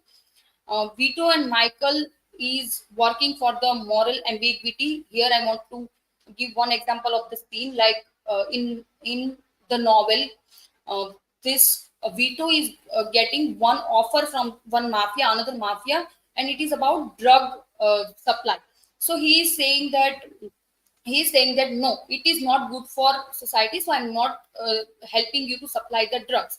Similarly, this scene we also see in the character of, or in the film, where Subhash is neglecting to supply drugs, which is the offer is given by one person who is a political figure. So here we are finding that they both characters, either it is in film or either it is in novel, they are working for morality or working according to morality. Vito's power is more criminal and operating under the underworld, where Subhash is working socially, he is politically and working for people. Here also, if you see, there is one more poster when he is saying the next time he hears of them, he must have a smile on his lips. Now in this scene, the person who is sitting there, he came to Sarkar and he is saying that, that my daughter is raped by a group of boys and she is died. Now I want justice and you are the only one whom I think that you should give me justice. So now Sarkar is telling the person who is working under him that you have, I don't care whatever you will do, you will commit violence or whatever you are doing, but next time when the person is hearing the name of that group of boys, he should be smiled. So that is there. Through that we will see that he is working for society, working for people. Now Vito's character is representing Italian American heritage, where Subhash is representing Indian culture, as I have also mentioned that the tika and the idol of Lord Shiva, this is all thing, and the clothing is also according to Indian culture. The novel is portrayed and the focusing on the strategic aspects, like it is straightforward, the novel is straightforward, when in film we will find that somehow by using camera directions or by using the sounds and other effects, it is more melodramatic, it is represented as more melodramatic. In novel, women are portrayed or playing the role of supportive woman, where in film it is someone who is keeper of families, honor and values. Now at last, the historical context in Godfather, the Godfather is set in post-war America, where after the war, what kind of criminal activities being rise, or that kind of context is there in the Godfather, the novel. And in Sarkar, we will find that socio-political climate is given, and it is set in early 20th century in India, and especially the setting is of Mumbai. And he is talking about, and the film is talking about the political scenario of Mumbai. Okay, thank you. This is all about my citations, and thank you.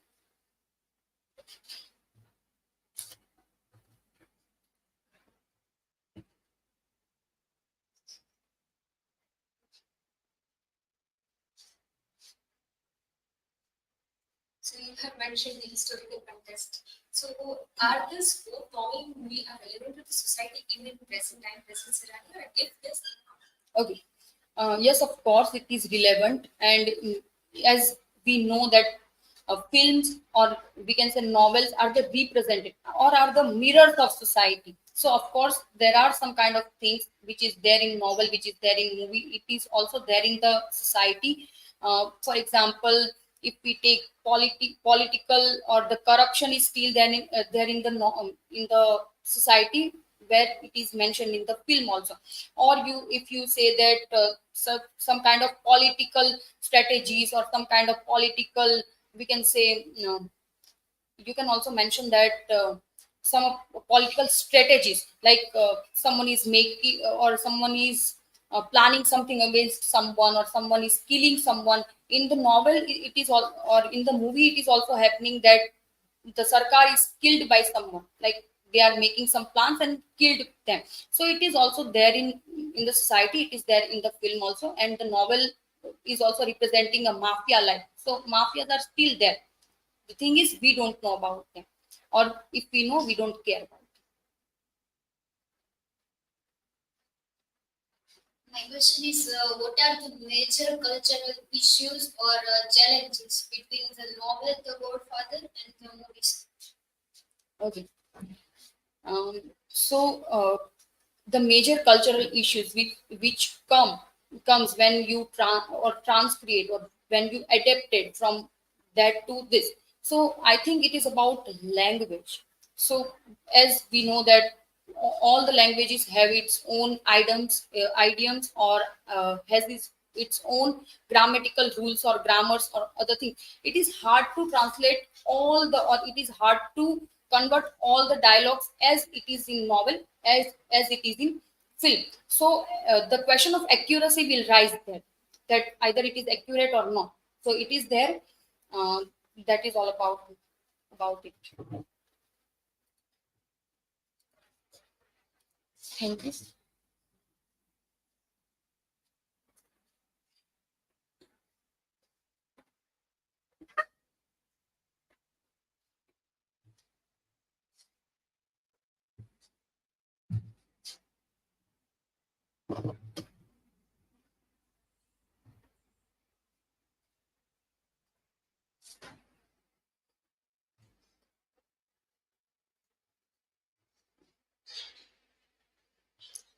Okay, good afternoon, everyone. As my specific area is about my specific area is about a pedagogical exploration using generative AI.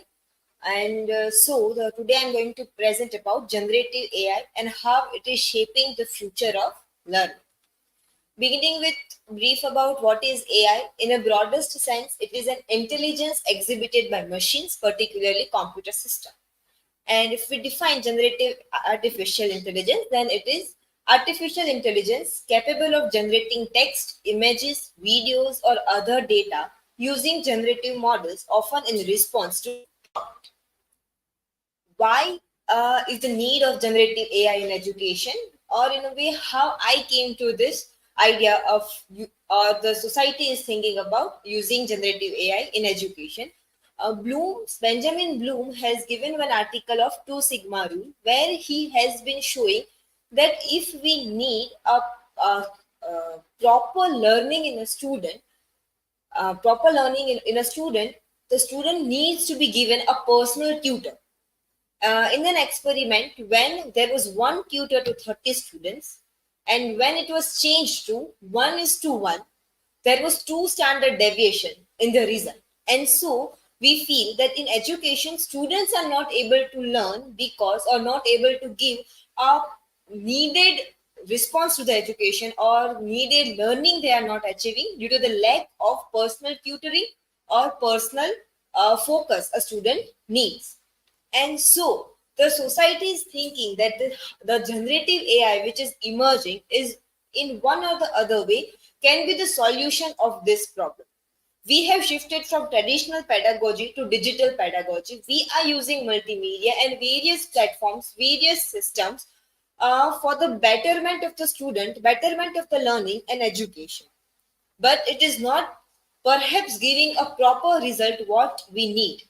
And Salman Khan, a founder of Khan Academy, in a TED talk is telling, I don't think the videos are necessary to watch, and I don't think lectures are necessary. What is necessary is to do more active learning. Active learning is necessary. What is the process is not it is not the focus. He also says that generative AI can be a teaching assistant for every teacher and a tutor to every student. And even the research by Carnoda says that AI may enable achieving educational priorities in better way at scale and lower cost. If we see ChatGPT, the third version 3.0 is free of cost, and we can use in getting our clarity of our own concepts and while teaching or while understanding something. Now we are thinking that we use generative AI in education, but how? How it will transform educational practices? It will enhance the personalization. It will enhance the teaching and learning both. The result of using generative AI will be efficient and effective.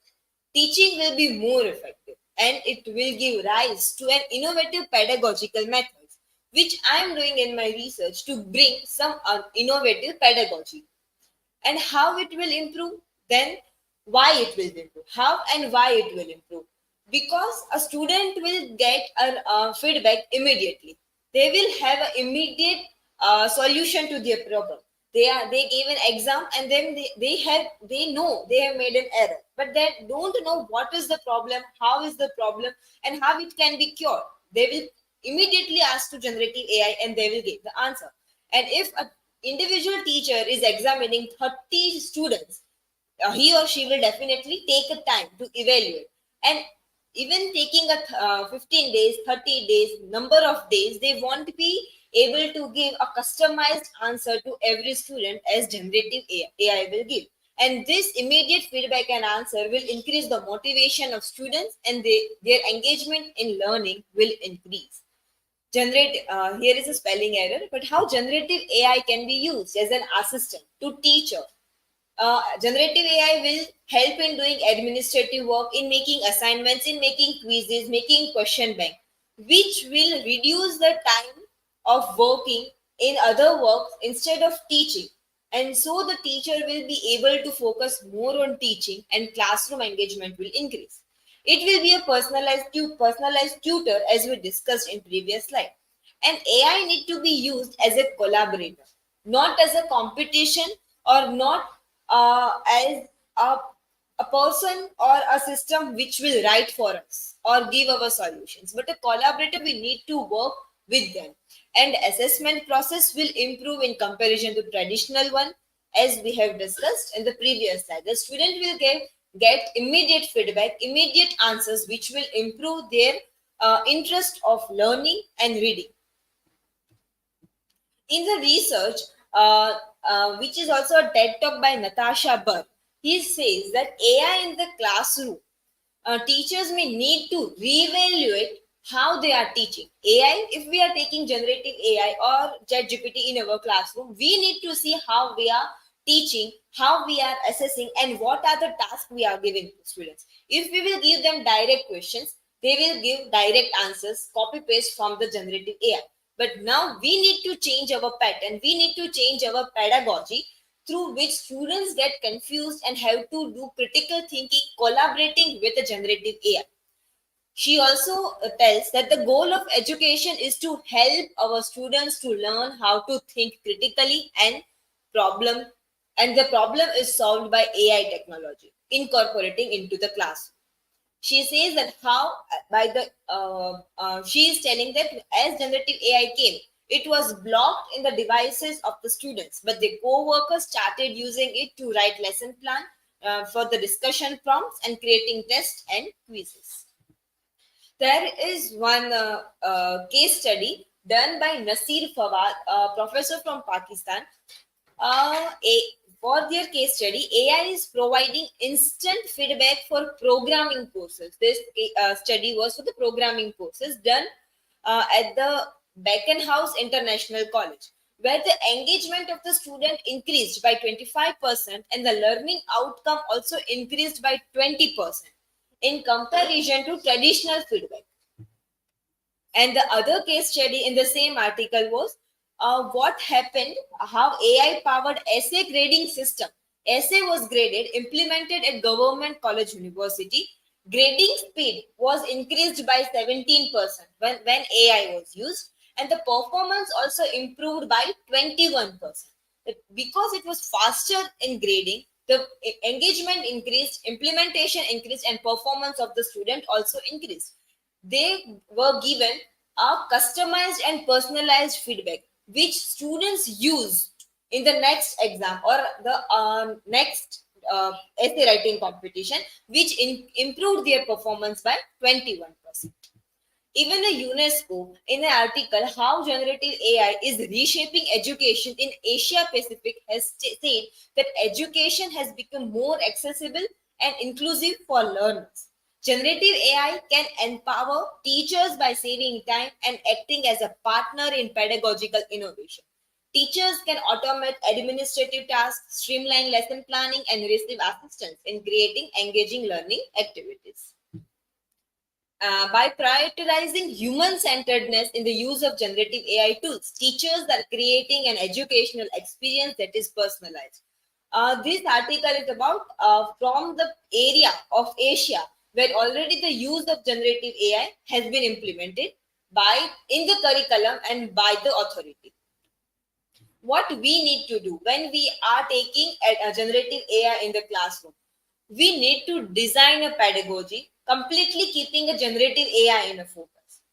We can collaborate with traditional methods and innovative methods, but there needs to be a plan that how generative AI will be implemented in particular topic or in a particular class.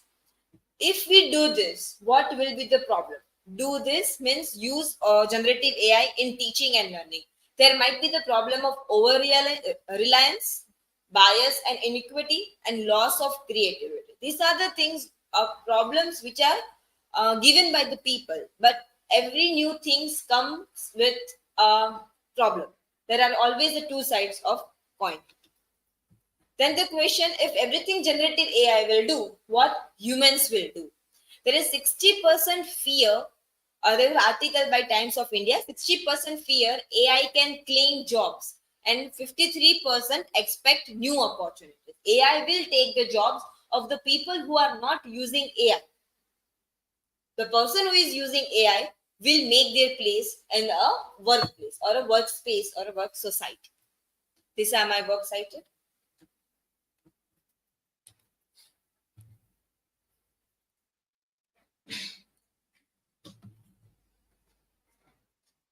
So my question is to you is generative AI a boon or a curse in education? What is your point? Okay, so that's what I discussed in my presentation also. Generative AI is a boon if it is used correctly, in a planned way and properly, and is a curse if the pattern is not changed of teaching. Students will use it students will use in copy pasting the work. It is for sure it is going to happen. But as a teacher or an educator, it becomes their role that how they will change their activities or their questions. That students have to use generative AI also in a way that where they have to use their mind.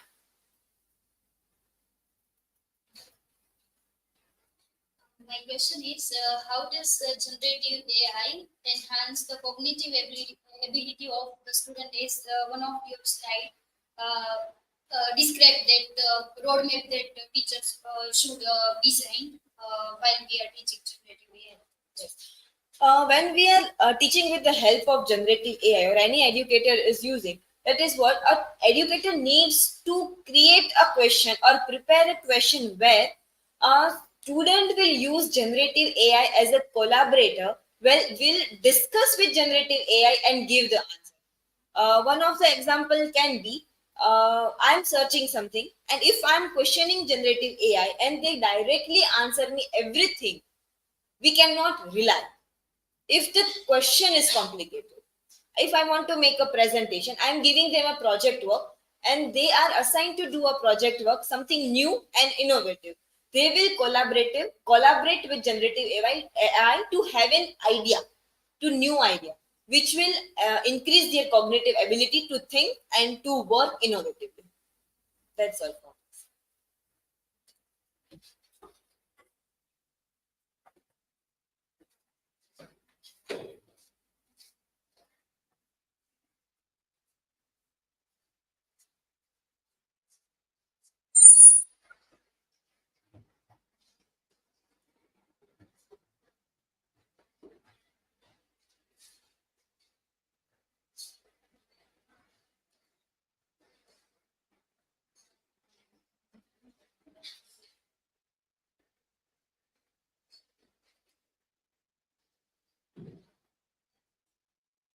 Good afternoon, everyone. This is Jitendra Bhatt, research scholar of the Department of English, Maharaja Krishna Kumar Sejibhan University. Today, I will speak or I will give a presentation on artificial intelligence for English learning, enhancing vocabulary acquisition. The first question that arises, the communication. When we do the communication, we need a word, right?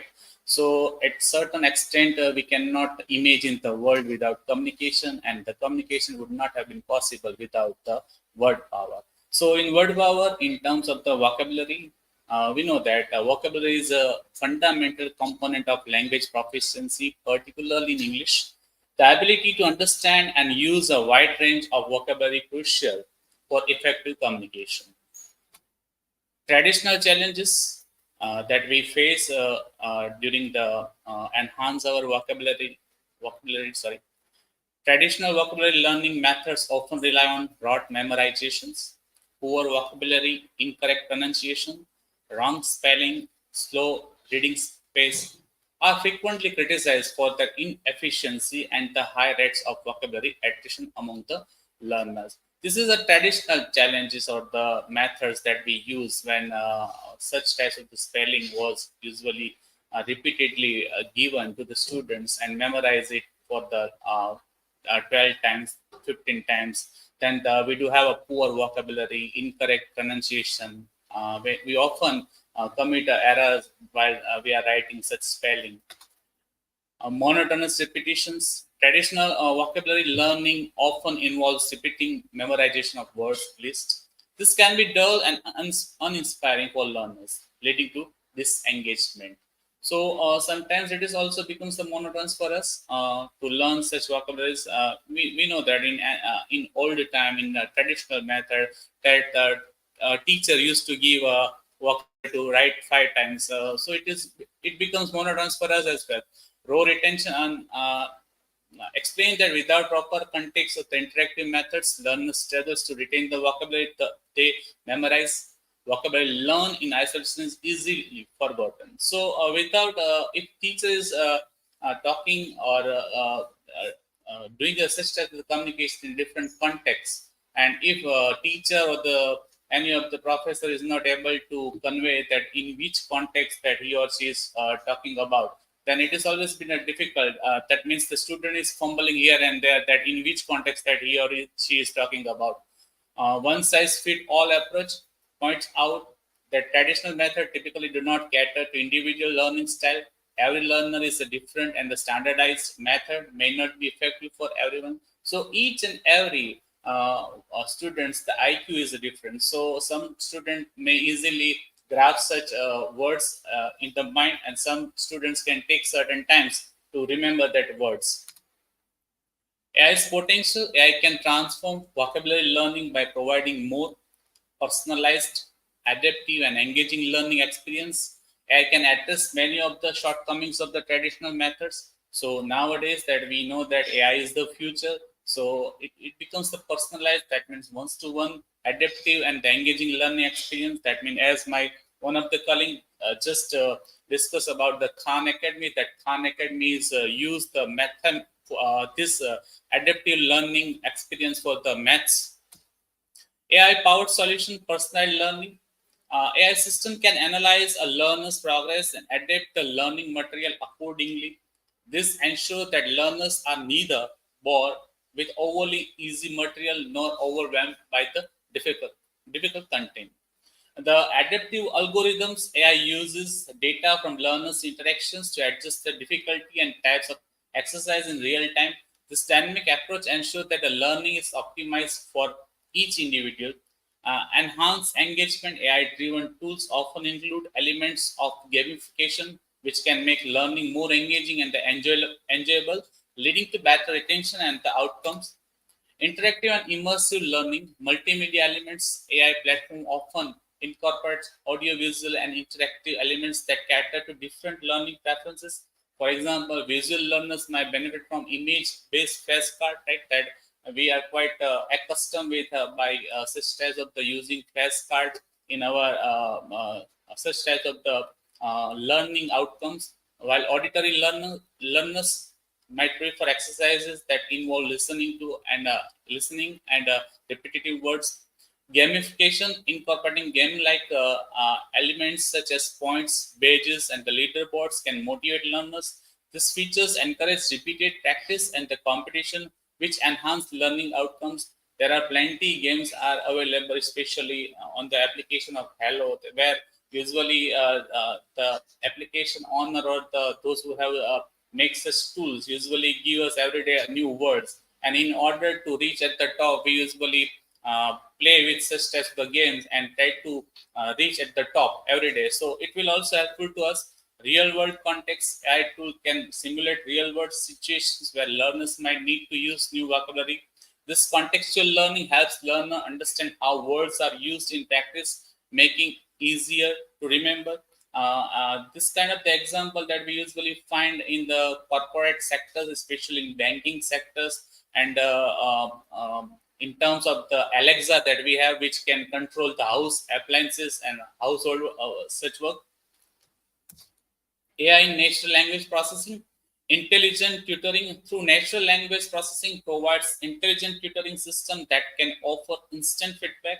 For example, if a learner mispronounces a word or uses it incorrectly in a sentence, the AI can correct them immediately. So this is one of the greatest advantage that we have. Otherwise, when we came across other faculties like BCom and the BCA, then we usually find lots of spelling mistakes in particular faculty. So the intelligent tutoring immediately give us a feedback. Enhanced communication, natural language processing allows AI systems to engage in conversation with the learners, providing them with a realistic practice scenario. This not only improves vocabulary but also enhances overall language proficiency by integrating listening, speaking, and writing. So, in order to generate a good word power, in order to generate a good vocabulary, we need to develop all such skill like LSRWs. AI-driven vocabulary learning tools, WordUp app, specific AI-driven application like WordUp, which use contextual learning. The app helps learners discover and understand new words within meaningful context rather than in isolation. Adaptive learning techniques. These tools use data to understand a learner's strength and weakness, offering a more tailored learning experience. They might suggest additional practice in areas where learners struggle or introduce more complex vocabulary once the learner masters the basic. And the immediate feedback, emphasize the importance of immediate feedback in learning. AI tools can provide correction and suggestion on the spot, allowing learners to rectify mistakes and reinforce correct usage immediately. Towards the conclusion, AI offers significant improvement in the effective of vocabulary learning. Highlight AI can make the learning process more efficient, engaging, and tailored to individual needs. AI addresses the shortcomings of the traditional methods by providing adaptive learning experiences that cater to diverse learners' need. AI is not just enhancing vocabulary learning but revolutionizing the entire language learning process, making it more accessible, personalized, and effective for learners worldwide. This is work cited and the references. Thank you. Now, platform is open for question.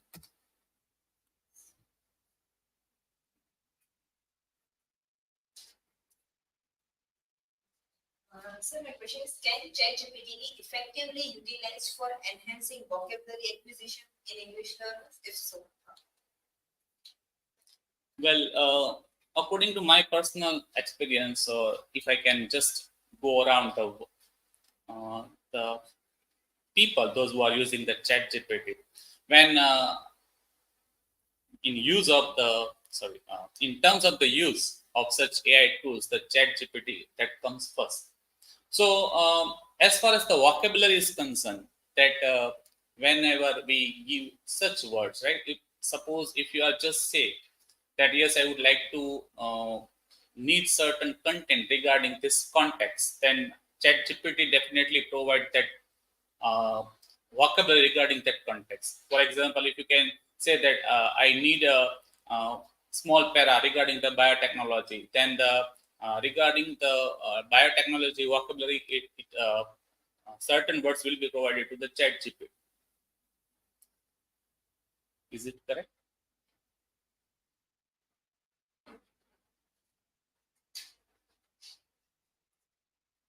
Sir, my question is to you is, have you ever encountered difficulties with generative AI being confused between American and British English? And if so, what was your experience?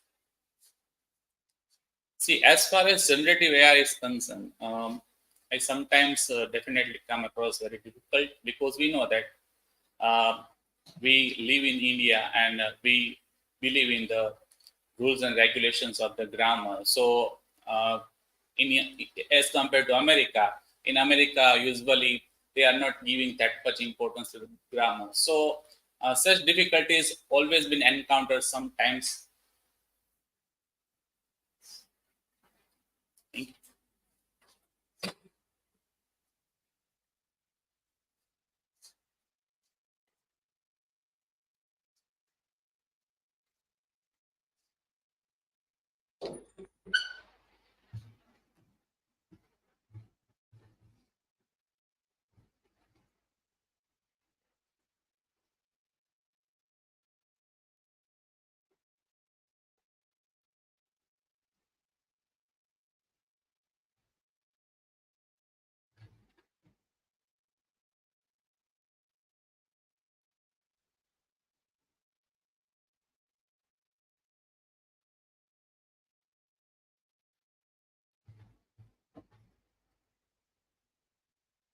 Good afternoon, everyone.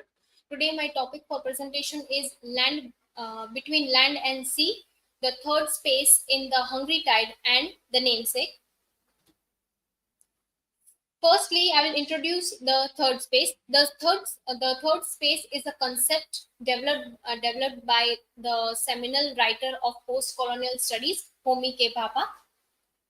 The definition goes around. It is that third space, though enough unpresentable is itself, which constitute the discussed conditions of enunciation that ensures the meaning and symbol of culture have no primordial unity and fixity. Here, third space means it is not a physical place, it is a connotation or it is a concept. Rather, a third space is a situation where a person has a hybrid identity.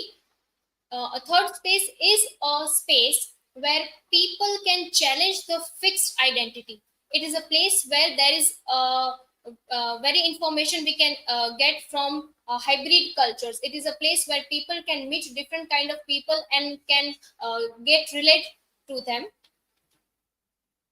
Here it is the importance of third space in the post-colonial literature. As third space is the part of diaspora studies, so we have to study that why it is important in post-colonial studies. So first, third space challenges the binary oppositions. Here, binary oppositions means the difference between some kind of people, means colonizer or the colonized east or west. Secondly, third space facilitates hybrid identities. So, third space is in more favor of hybrid identities rather than the fixed identities which people might have. Next, it promotes the cultural translations, subverts colonial power. It empowers the marginalized voice. Here, marginalized voice means people who don't have their own voice, or people who can't able to speak or stand by themselves, because the people who are in the power are they have marginalized those peoples. Mostly, there are intellectuals who says that we will speak on behalf of these persons who don't have voice. But in generalization, intellectual persons are the only persons who are marginalized, the subaltern. Next is encourages cultural dialogues and reflects globalization. How third space facilitates hybrid identities. So third space emerges at the interaction of different cultural narratives. When people are having different culture, people having different identities, when they met, they negotiate about their cultures, their traditions, their values. So here is the space, here is the rigid, or I would say the opposite of rigid, fluid space is happening. It moved beyond the simple dichotomies like colonizer and colonized, self and others.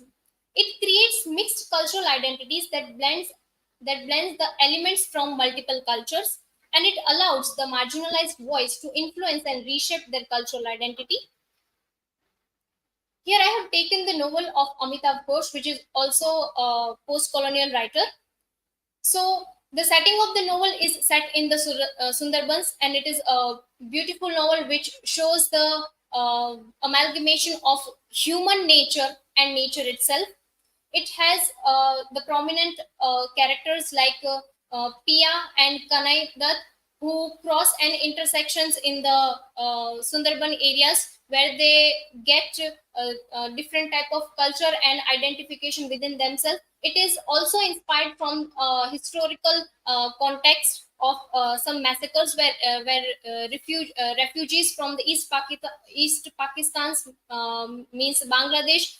The refugees have traveled to Odisha, and there is an island where they have situated, or they have created a third space over there. Here, how third space in The Hungry Tide has been portrayed by Amitav Ghosh. The Sundarbans as a third space. As we can all know that in the story, there is a character Pia who had migrated from America to India. So she is an immigrant to Indian continent. So she finds Sundarban as her third space. So here the third space is in a liminal space between land and sea, and it also confluences of natural and human elements. Second, in the character interactions, Pia navigates dual identity as an Indian American and reconnections with rural roots. Fakir, who is a character who is uh,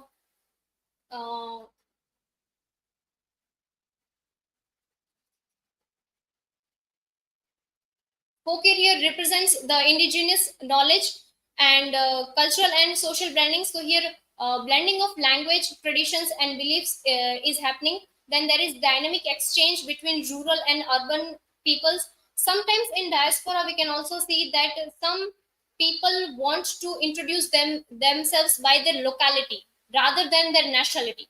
So if any person has immigrated to, let's say, for example, UK or US, so some people want to introduce themselves as I'm a Gujarati or I'm a Bengali rather than I'm an Indian. So it depends on the personality, or it depends on the preference of the people. Next is environmental significance, which are the mangrove forest. Obviously, when there is a Sundarban, there is also the name of mangrove forest is there, and there are challenges of conservations reflecting displacement themes. The second novel is The Namesake, which is very popular, written by Jhumpa Lahiri. In this novel, she highlights that how identity revolves around the main protagonist, the character whose name is Gogol, and he lives in America. His real name is Nikhil. He wanted to get his name Nikhil as per the traditions, or which is suitable to the American culture, but the expectation of his parents is something different. They want him to get a very strong hold on their roots. That's why they gave the name Gogol to them, because in a train accident, this novel of Mr. Gogol was a life savior for his father Ashok. Here we can see the third space in the namesake. It is Gogol embodies a hybrid identity merging with Indian, Bengali, and American culture. We can see the formation involves constant negotiation between the different cultures and influences. There is also spatial politics, where the locations he inhabits from New York and shape his sense of belonging. There is polygenes, where Gogol's identity is in a continual state of refashioning, influenced by socio-cultural politics and forces.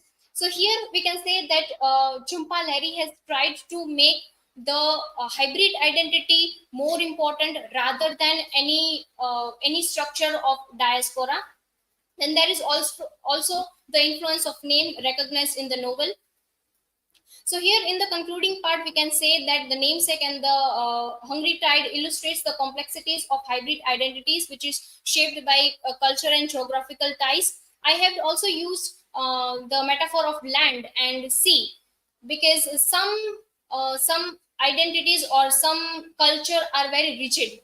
So land is a good metaphor for it, because land, it is something which is we cannot change, and water on the other hand represents the third space or some fluid identities. So when land and sea meets, So that position or that point will be considered as the third space.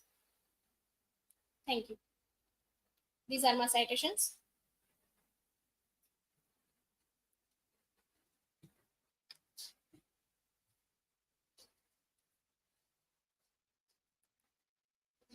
My question is, can you throw some light on how does the third space redefine the idea of hope and identity in post-colonial literature? I think the third space in post-colonial literature, as per the view of Homi Bhabha, he says that it is not representable. Something which is not representable means that third space is a definite space where it is constantly changing and having negotiation with other different cultural identities. That's why third space is not representable as per the view of Homi Bhabha.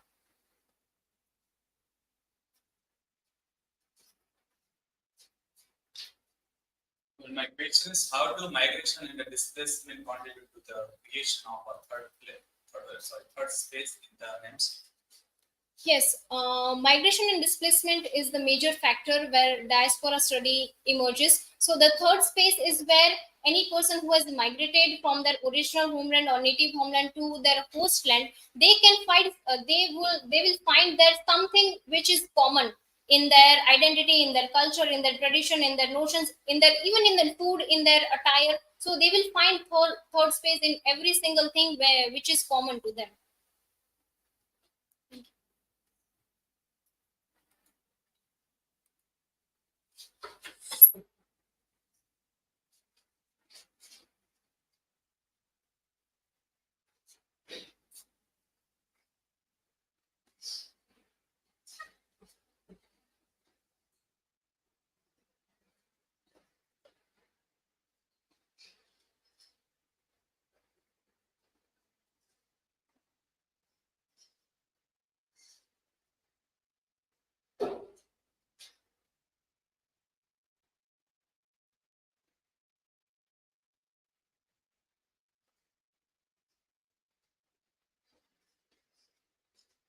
Good afternoon, everyone. Today, my topic for presentation in specific area of research is Kukna Ramayana. So first, I am going to discuss about the writer. The name of the writer, that is Dahyabhai Wadu. He is from Toranvera in Khergam Taluka, which is situated in Navsari district. So he is retired as a bank employee. In 1998, he got Katha Award for his Kukna Kathao. So here are some of the works he has written, originally in Gujarati, then all get translated into English. So the first work, that is the Ramayana and other oral narratives of Kuknas. Then second one, that is Kukna Kathao. Third one, Goat, Adivasi stories from Gujarat. And the last, that is novel, Kali Ganthi, that is a novel written by the writer. So first, I am going to discuss about Kukna tribe. So also known as Kokni. Some of them are telling them Kokni, Kukni, then Kukna, then original inhabitants of Konkan. So they are all originally they are from Konkan. So speak Kokni, an Indo-Aryan language, and Marathi. So they are mostly they found in Nasik, Thane, then Dhule, and in Gujarat, Valsad, then Tapi, and Dang district, and also in Dadra and Dadra Nagar Haveli. May have lost ancient folk memories, so that they have adopted Indo-Aryan languages of Kokna and Kokni. So this is the photograph where Kukna Bhagat reciting a katha in dance, when they all are reciting with the instrument. One, there is a thali and one stick. With the help of this instrument, they are reciting Kukna Ramayana. So Valmiki Ramayana versus Kukna Ramayana. So overall, the story of Valmiki Ramayana is written here. It is the same story. Some ethnicization of certain details like characters, then motivation, manners, and locations are different. Then ethnic embroidery is added to the canvas of the original Ramayana. So in the epic is narrated orally. So the audience keeps changing at every performance, and his desire of hearing references to their belief and customs in the stories. So the performer is forced by circumstances to introduce changes at every recitation, alluding to cultural practice in currency at a particular place and time. So that is, changes at the old time depend on the place and time. Here the Ramayana remains not as a mere piece of literature, but becomes a social document. So Kukna Ramayana is a social document. So the Kukna version of the epic Ramayana is viewed as a social document by the Kukna community in Dang. So the storyteller known as Bhagat, as we have seen in the slide, that person who was telling the story, that sitting with that instrument, that person is called Bhagat, who tells the Ramayana, narrates and enacts the incident to make story lively and appealing to the audience. Then Bhagats of Dang region worship Ram, they worship Sita and Hanuman, with Hanuman having extraordinary qualities. So the main instrument used during the storytelling is a large metal disc that we have seen in the photograph, which is played on and sings. Then the Bhagats perform religious rituals and ceremonies, reciting tales meant for these occasions. So the main story begins with the invocation of Goddess Saraswati. When they are starting the stories, at that time they are invocating the Goddess Saraswati, followed by bowing the other gods and goddesses. So the Bhagat also pays tribute to sacred places, for example the pole star, then the people of his village, the village itself, then the divine earth, the age of Kali, and the god of death. And they also place homage to ghosts and witches and spirits. So what are the human characters? So in Kukna Ramayana, we have seen that some of the human attributes of gods are also there in characters.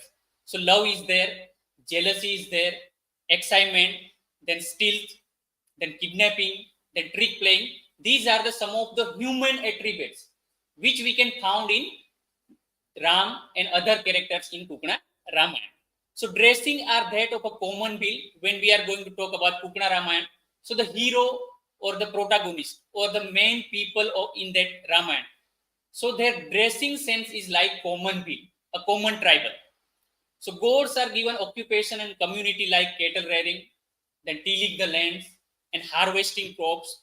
So in the epic Ramayana, we could not see these kind of things, that the gods are given these kind of tasks.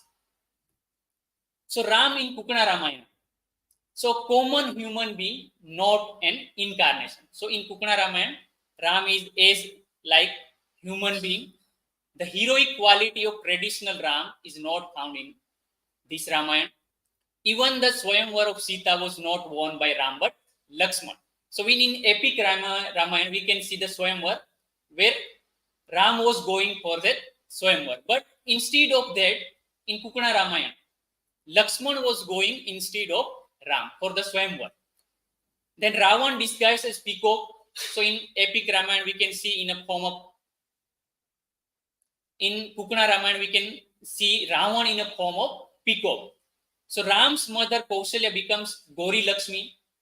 Then Dandaka forest, which is described in epic Ramayana, becomes Dang forest in Kukna Ramayana. Then Kailasa becomes Dhaval. Then Surpankha becomes Subhanakha.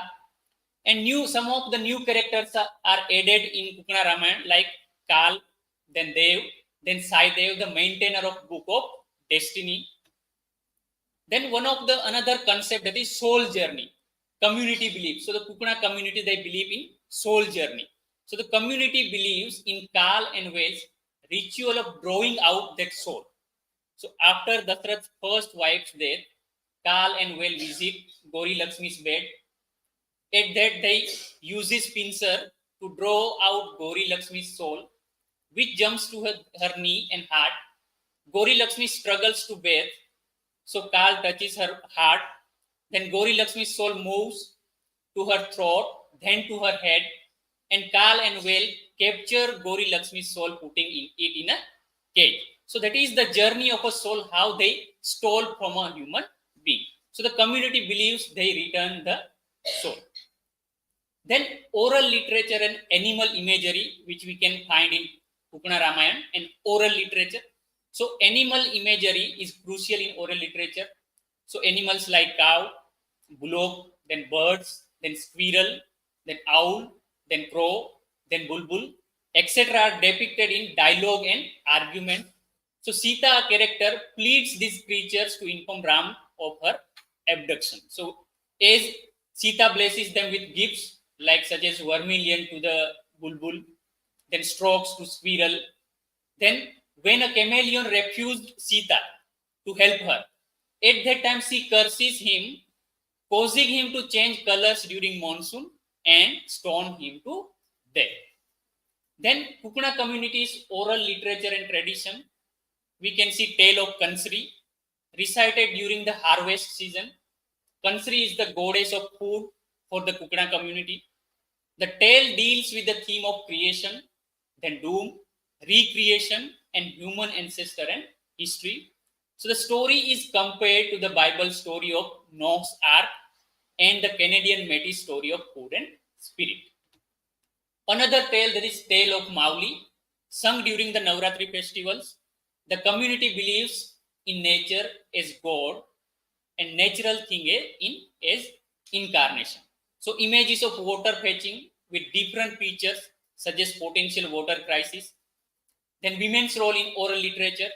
Women are shown doing all household works, including fetching waters and preparing food. Women's valor is evident in married life of Dasrath and Kaushalya. Then daily recitation tale. Tales are narrated with an accompaniment of thali and dera, as we have seen in the picture, that thali and dera. Then a matki is tied with a teak leaves and peacock feathers, creating a sweet time. So that is another instrument. With the help of that instrument, the other narratives are also told. So in conclusion, community maintains originality through oral storytelling. Then cultural representation of stories is evident in community lifestyle, then beliefs, then rituals and traditions and fading due to various reasons. So these are the two writers who are working. So Sri Dahyabhai Wadu and Bhagwan Das Patel's efforts to preserve identity are commendable. So these are the two writers who are working on the tribal literature. So these are my references, and the platform is open for your questions.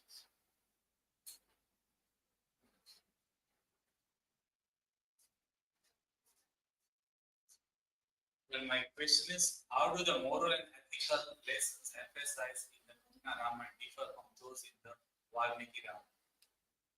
So, as we have seen in the Kukuna Ramayana, so mostly in Kukuna Ramayana, the ethics which are followed by from the nature. So, as we have seen what are the moral ethics which we can take from the nature. So, those ethics are differ than Valmiki Ramayana that we cannot see in original epic Ramayana.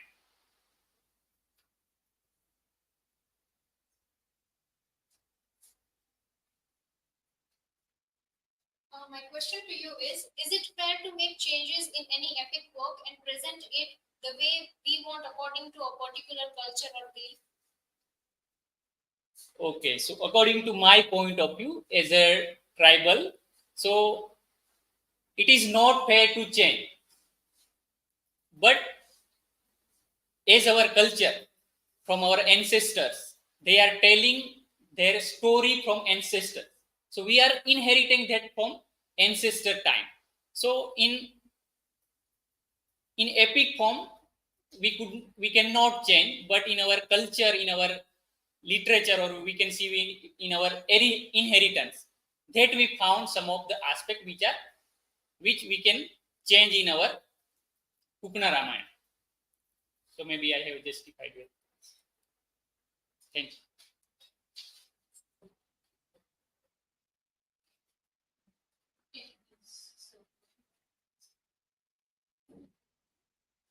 So, thank you, everyone. And I do have some specific questions for each one of you, but I don't waste time right now with probably ask it in person later on. But each one of you were like amazing in your treatment of your topics for this particular presentation, because covering your specific area in this 10 minutes might sound tough, but you did it. So that's great. Another thing is, I always talked about this when we speak with fellow scholars, is research caters to two primary objectives when it comes to the education sector. One is either creating something new, or the second one is coming up with a further step in the existing knowledge that there is. So, as you move from this phase of your research, which is primarily concerned with literature review right now, and reading current resources, as you move from there on to the practical implications of your research later on, I think you would be able to justify either one of the objectives of your research. Where does your research fall into? Does it create something new, or is this an extension of the existing knowledge? So yeah, my best wishes to all of you, and thank you so much.